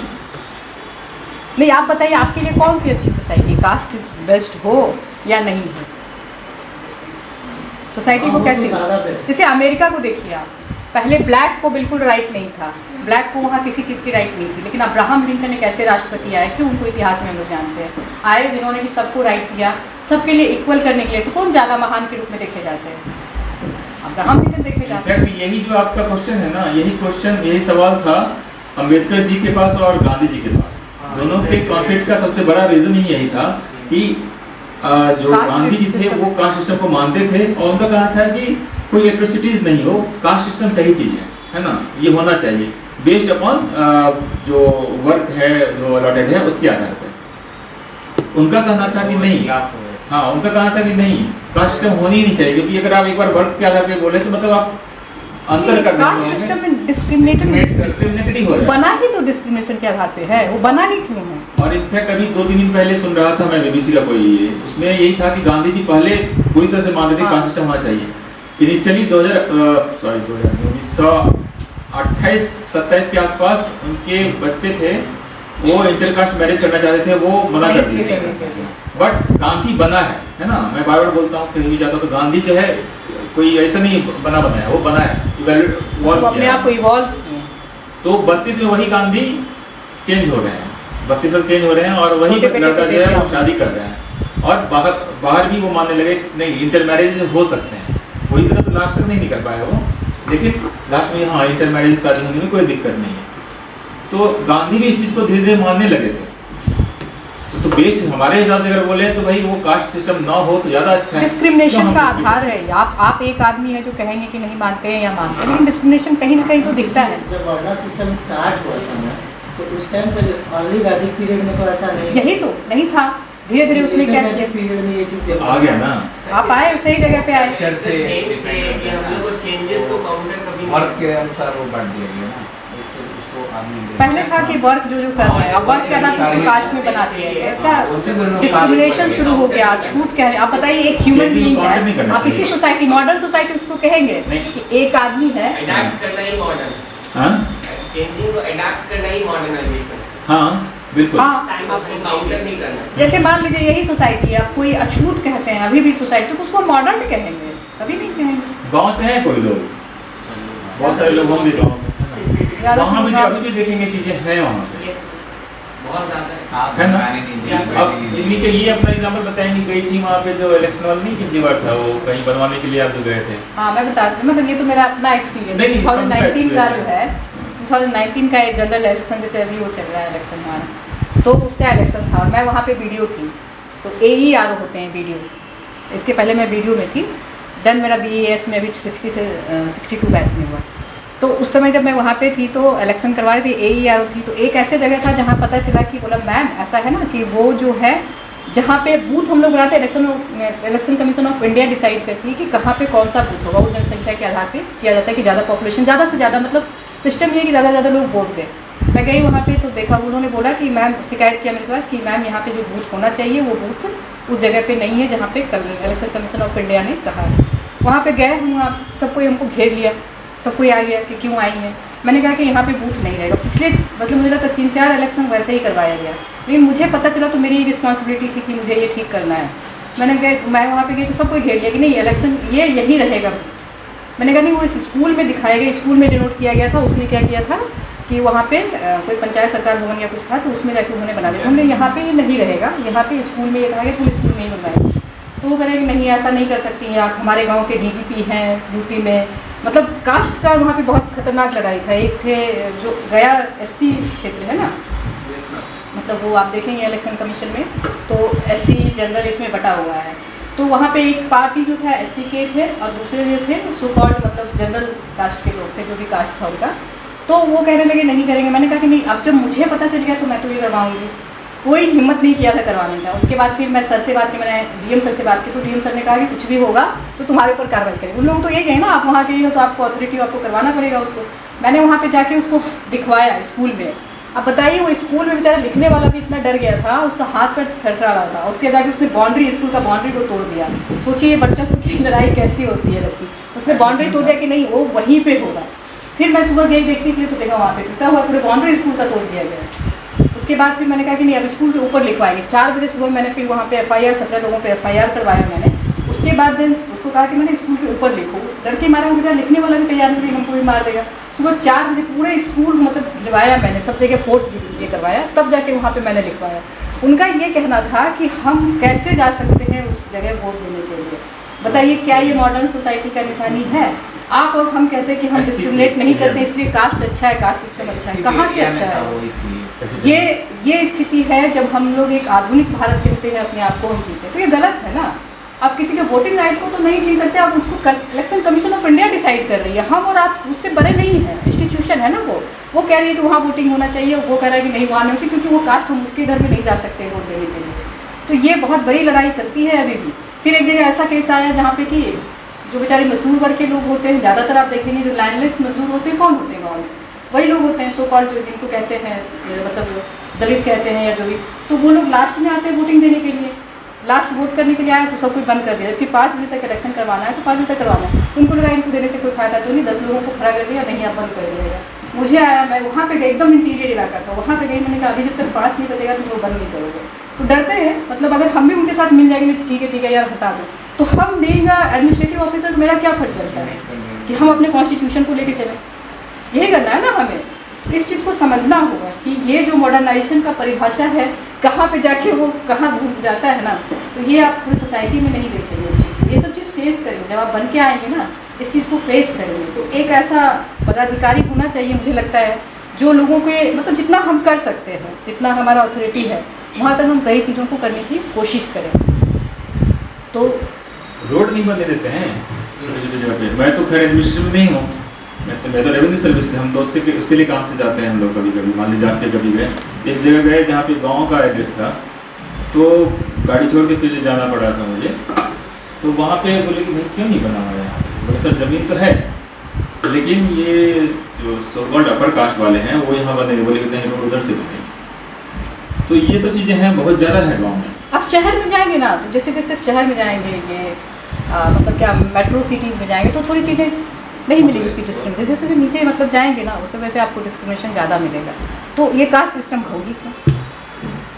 यही चीज़ सब में मतलब उसका आधार ही जिसका डिस्क्रिमिनेशन है उस चीज़ का क्या मतलब। लेकिन आप देखिए यूपीएससी की तैयारी में थोड़ा बैलेंस आंसर देना पड़ेगा कि आखिर ये जैसे मान लीजिए कास्ट सिस्टम पे क्वेश्चन पूछते हैं तो क्यों मतलब लाया गया, पहले तो नहीं था, आपने खुद बोला, तो उस चीज़ को हम वहाँ से जुड़ के लॉजिकल आंसर देना पड़ेगा। ये नहीं कि हम नहीं मानते तो हमने लिख दिया, ऐसा नहीं करना आपको। ये हमारी सोसाइटी से ही चीज़ों को देना है, एग्जाम्पल के साथ देना है, तब जाके आपका आंसर जो है ऑथेंटिक लगेगा कि क्यों ये जरूरी है। उसी तरह से जो विवाह का मूल्य को बोला जा रहा है, आप देखिए जो सो कॉल्ड अपर सोसाइटी है, चाहे वो अंबानी हो चाहे, उन लोगों ने कभी नहीं सोचा जाति के बारे में, सोचा है कभी? कौन किस जाति में शादी कर, आप जानते हैं उनके बारे में? आप नीचे चले जाइए, बताएंगे कि हाँ ये इस जाति से शादी करेगा। ऐसा क्यों है? एक ही समाज में 2 तरह के लोग क्यों जीते हैं? हम उनको कुछ नहीं समझते हैं क्योंकि हाँ वो हम सोचते हैं कि नहीं, हम लोग तो सोच सकते हैं, उनके बारे में हम क्यों सोचें? उनको देखते हैं कि हाँ वो किसी से शादी मुस्लिम से कर रहे हैं, हिंदू से, उनके लिए कोई ना जाति है ना धर्म है, वो तो दिमाग ही नहीं आता उधर। वहाँ उनके दिमाग वो तो देखते हैं प्रोग्रेस में ध्यान देते हैं। कौन एक्टर उनकी शादी में नाच रहे हैं, हाँ यहाँ ध्यान जाता है। बड़े बड़े लोग आ रहे हैं शादी में, 1000 करोड़ खर्च हो रहा है, ये देखते हैं ना हम लोग। उनके कास्ट जानने गए कभी? तो ये देखिए थॉट का हमारा फर्क, हम अपने आप को नीचे मानते हैं, मतलब हम समझते हैं कि हम कमजोर हैं, यही ना कारण है। इसीलिए चीज़ों को समझिए कि मॉडर्नाइजेशन क्या होता है, मूल्य क्या होता है, क्यों ज़रूरत होती है, सब ये एक तरह से देखेंगे तो कहीं ना कहीं जो है ना एक कॉन्स्पिरेसी है। अगर आप पढ़ेंगे रिच डैड और पुअर डैड पढ़िएगा, एक किताब है, मैम ये खत्म नहीं होगा। हाँ ये कॉन्स्पिरेसी है कि ऊपर वाले चाहेंगे नहीं कि आप मतलब कभी भी आप ऊपर आए, आप इसी थॉट में बने जाते Black और white है। ही नहीं आप कभी। सर वो कहते हैं कि एक तरफ से वो बढ़ता है कि एक तरफ से वही ब्लैक एंड व्हाइट वाला कॉन्सेप्ट। नहीं वही हम बोल रहे हैं, 0 या 1 हमेशा तो नहीं, मतलब ऐसा नहीं है कि या तो 0 होगा या 1 होगा, बीच की चीज़ें चलती रहेंगी। लेकिन कोशिश करनी चाहिए हम लोग, अगर एडमिनिस्ट्रेटिव ऑफिसर हम, आप तो उस क्लास में नहीं थे। बहुत हो गई है सर, हाँ बहुत अच्छा हो गया। नहीं मतलब वही मैं बोल रहा हूँ कि मैं पिछली क्लास में आप कहीं थे तो उससे मैं ये बता दिया कि एडमिनिस्ट्रेटिव काम क्या है, कि जो हम हैं और जो होना चाहिए, इस फर्क को मिटाने का काम हम लोग हैं। तो पहले तो खुद को हटाना पड़ेगा उस थॉट से। पहले अपने दिमाग से कोशिश ये करनी चाहिए कि हम हैं पहले हटे, उसके बाद जितने हमारे आसपास लोग हैं उनको चेंज करें, क्योंकि ये चेंज बहुत बड़ा चेंज होता है। आप एडमिनिस्ट्रेटिव ऑफिसर बन जाएंगे वहाँ पे एडमिनिस्ट्रेशन में, तो देन ये भी चीज़ आप कर सकते हैं, इन्फ्लुएंस करते हैं आप लोग। अगर आपके पास थॉट वैसा रहे कि नहीं ये तो ठीक है, बहुत सारे लोग ऐसे करते हैं। वो पुलिस की आप स्थिति देखेंगे, बहुत सारे क्यों स्थिति खराब, जो अगर वो सबको पता है, अगर ये एरिया है तो पुलिस को नहीं पता है कि यहाँ पे कौन बदमाश है, सब पता रहता है, लेकिन उनको पता है कि किसके घर में जाके हमको ये करना है। तो ये बायसनेस नहीं होना चाहिए, हम लोग को उसके ऊपर उठ के काम करना चाहिए। ऑफिसर एडमिनिस्ट्रेशन में या पुलिस में आप जाते हैं, आपको बहुत ट्रस्ट होता है लोगों का, और ट्रस्ट कैसे इंस्टीट्यूशन से खत्म होता है जब हम सही काम नहीं करते। तो एक कोशिश करनी चाहिए कि हम सोसाइटी को समझें और सोसाइटी को सही डायरेक्शन में हम कैसे लेके जा सकते हैं। आप वहाँ जाएंगे तो आपका बहुत इफेक्ट पड़ता है ना, आप जो बोलते हो लोग आपको सुनेंगे, कहेंगे लगे कि नहीं अच्छा ये बोल रहे तो सही बोल रहे, जाति होना चाहिए, धर्म होना चाहिए, ऐसा होना चाहिए, सब होना चाहिए, लेकिन कैसे होना चाहिए ये तो हम देखेंगे ना, डिस्क्रिमिनेशन ऐसा ना हो, किस तरह से नहीं हो, क्योंकि हम वो नहीं ख़त्म कर सकते हैं, बट हमारे जो कॉन्स्टिट्यूशन हमारा कहता है उसके अकॉर्डिंग तो हम चल सकते हैं, उसके हिसाब से तो हम काम। कॉन्स्टिट्यूशन क्या करता है? इक्वलिटी बिफोर लॉ ना कहता है ना, कोई उसके ये में नहीं है, लेकिन आप देखेंगे उसका कितना हम प्रैक्टिकल में कितना सही पाते हैं। इस चीज़ को समझना होगा, यही है एडमिनिस्ट्रेशन का काम ऑफिसर का। और पिछली बार भी हम बतलाए थे वो एक ऐसे वाला शुरुआत में फीमेल से ही रिलेटेड था इसी टाइप का। मैं स्टार्टिंग किया था नारी तुम केवल श्रद्धा हो, ये शंकर प्रसाद की पंक्ति है। अब उसी लाइन में तो हो गया गए नंबर बैठा दिया 0, नारी तुम केवल श्रद्धा हो नहीं ना हो। अब बताइए वो केवल पहले बोलते थे श्रद्धा केवल श्रद्धा हो, मतलब आपने एक हाँ। व्यक्ति के रूप में तो उसको मूल्य ही नहीं दिया, बस उनका आपका काम यही है, आप पढ़ेंगे उनका। वैसे आप यूपीएससी में उनके खिलाफ बोलेंगे तो आपको 0 नंबर तो दिया जाएगा, क्योंकि यूपीएससी वाले भी उनको बहुत ये कहते हैं। बट ये जो लाइन है नारी तुम केवल श्रद्धा हो, तो श्रद्धा मीन्स केवल श्रद्धा क्यों है? अगर आप कुछ है ही नहीं। उसके अलावा आपका कोई एक व्यक्ति के रूप में आपकी पहचान ही नहीं है, आप इंडिविजुअल के रूप में कुछ है ही नहीं, आपका पूरा लाइफ ही वही है। ऐसा तो नहीं होना चाहिए। अब नए हम लोग आए मॉडर्न में तो हम लोग कहते हैं नहीं ऐसा नहीं होना चाहिए, वो भी एक रहता तो उसमें सब चीज़ है, सब कुछ है सबसे अच्छा ही उसमें, नहीं। वो सब कुछ कर सकती है। ऐसा नहीं कि इकोनॉमिक रूप से काम नहीं कर सकती, ऐसा नहीं कर नहीं कर सकती है। एक ह्यूमन है ना, उसको केवल इमोशन से क्यों जोड़ना? उसका सब तरह का इमोशन है, केवल एक इमोशन थोड़ी है उसका, जैसे हम लोग वैसा। थॉट को भी अपने थोड़ा सा ब्रॉड बनाइए, सोचिए चीज़ों को कि हम पढ़ें भी तो हम बने भी तो ऐसा बने कि लगे कि हाँ अच्छा काम किए कर सकते हैं। हाँ, जैसे मान लीजिए कोई पर्टिकुलर रिलीजन से आ रहे हैं, मान लीजिए हिंदू से आ रहे हैं या कोई मुस्लिम से आ रहे हैं, कंटिन्यू उसी सोसाइटी में रहे, जब तैयारी करने गए तो उसी से अपनी सोसाइटी के लोगों से बात करते रहे, पढ़ लिए जरूर चीज़ों को, है ना, लेकिन देखे नहीं, प्रैक्टिकली नहीं देखे। बहुत अच्छे स्टूडेंट हैं, तैयारी की मेहनत की, सिलेक्शन हो गया। अब कोई ऐसी जगह पर पहुँचे जहाँ पे रिलीजियस कुछ चीज़ें चल रही हैं, तो वो पर्टिकुलर अगर अपोजिट इसका रहेगा तो अगेंस्ट ही हमें सोचेगा ना हमेशा। या उसी के साथ मान लीजिए हिंदू, और वो हिंदू पूरी फैमिली में रहा है कंटिन्यू, और उसका सब कुछ तैयारी भी अपनी सर्किल कबार कभी नहीं देखा वो, लेकिन किताबों से पढ़ा, अच्छा मेहनत किया, वो बन गया। अब वहाँ पे कुछ इस टाइप का चल रहा है जैसे मंदिर मस्जिद वाली चीज़ें चले, तो वो नेचुरली उसका इंक्लाइनेशन होगा, कैसे वो जान ही नहीं पाएगा चीज़ों को ना। जो फैक्ट होगा उसी में सब डिपेंड करेगा। हाँ, वही हम बोल रहे हैं, तो इसीलिए चीज़ों को जानिए, है ना। और सबसे बढ़िया चीज़ है कॉन्स्टिट्यूशन, उसको समझिए। हम लोग का कॉन्स्टिट्यूशन बस उसी वही आपके लिए मतलब सबके लिए, क्योंकि चूँकि नागरिक मतलब पढ़ते नहीं है यहाँ के लोग, नहीं तो कॉन्स्टिट्यूशन में जो चीज़ें दी गई हैं वही बेस्ट है। यहाँ पे सर हैं वो अनु सर हैं, वो शायद पेपर बता चुके हैं ना आप लोगों को। हाँ, तो उसको समझिए, समझने को समझिए, लाइफ में उसको उतारिए, है ना। और बाकी तो तैयारी तो करते रहिए, राइटिंग पे पूरा ध्यान दीजिए। मैं पहले बोला था लिखिए आप लोग, है ना। लिखते हैं कि नहीं आप लोग? अभी शुरू किए कि नहीं? जो नहीं किए हैं वो शुरू कर दीजिए। राइटिंग और अच्छे शब्द, है ना। अब जैसे मैं ये भी बोला ना, नारी तुम केवल श्रद्धा हो, कैसे मान लीजिए स्टार्टिंग में लिख दीजिए, इंग्लिश में लिख दीजिए, मान लीजिए तो बवंडर हो गया। अगर उसको काटे नहीं थे, मतलब बैलेंस हो गया, तो एक लाइन में पता चल जाता है। हम तो वैसे ही मौक दे रहे थे उसमें ऐसे का, तो बड़ा हो गया 2013 की बात, वो लिख दिया कर दीजिए, बात सही है। फिर समझा हमने तो अच्छा तो लिखे हैं, सही बात है। नहीं शुरू में लिखते हैं अच्छा उसके रथ के 2 पहिए हैं वगैरह इस टाइप से तो लिखने पे आपको ध्यान देना पड़ेगा, थोड़ा थोड़ा सा चेंज ना, जैसे जो बताते हैं उस चीज़ को आप मतलब प्रैक्टिकल में लिखने में आपके थॉट्स आते हैं, आप जो हो है ना आपका वो थॉट पूरा आ जाता है। इसमें तो छोड़ दीजिए, आंसर्स में तो शायद ना आ पाए, लेकिन आप जब इससे लिखते हैं ना, इससे में पूरा व्यक्तित्व तो आपका आ जाता है, पूरा व्यक्तित्व तो आ जाता है कि आप क्या सोचते हो, कहीं ना कहीं वो आ जाएगा। इसलिए अगर आप पॉजिटिव सोच रहे हो, सही चीज़ों को डायरेक्शन में आप समझ रहे हो, तो वो चीज़ें ऐसे में एकदम खुल के सामने आ जाती है। कोशिश कीजिए कि जो पढ़ रहे हैं सही जगह से पढ़ रहे हैं और सही तरीके से पढ़ रहे हैं और लिख जरूर रहे हैं। हमारे वर्ड्स अच्छे होने चाहिए, हमारा थॉट अच्छा होना चाहिए, और हमारा जो लिखा हुआ एक्सप्रेशन वैसे ही होना चाहिए एट द हम जो सोच रहे हैं। फिर बहुत टफ नहीं है। ज्योग्राफी के अलावा बहुत सारी चीज़ें हो गई ना। अब मेरा तो देखिए मेरा मेन मकसद यहाँ आने का यही है कि आप लोग जो है कैसे मतलब क्रैक कीजिए। क्लास गए लिखवा दिए, सब जगह हो जाता है, सब जगह करवा देंगे। वो लिखने का तो नोट्स एक चीज़ अवेलेबल है कि नहीं, सारी किताबें अवेलेबल है। वैसा होता तो जो बाजीराम में पढ़ रहा है उसका हर एक स्टूडेंट सेलेक्टेड होता जो दिल्ली में है हर आदमी सेलेक्टेड होता है। ऐसा नहीं होता, हो सकता है यहाँ बैठ के सिलेक्शन ले रहा हो और वहाँ जाके नहीं दे पा रहा। वो जहाँ है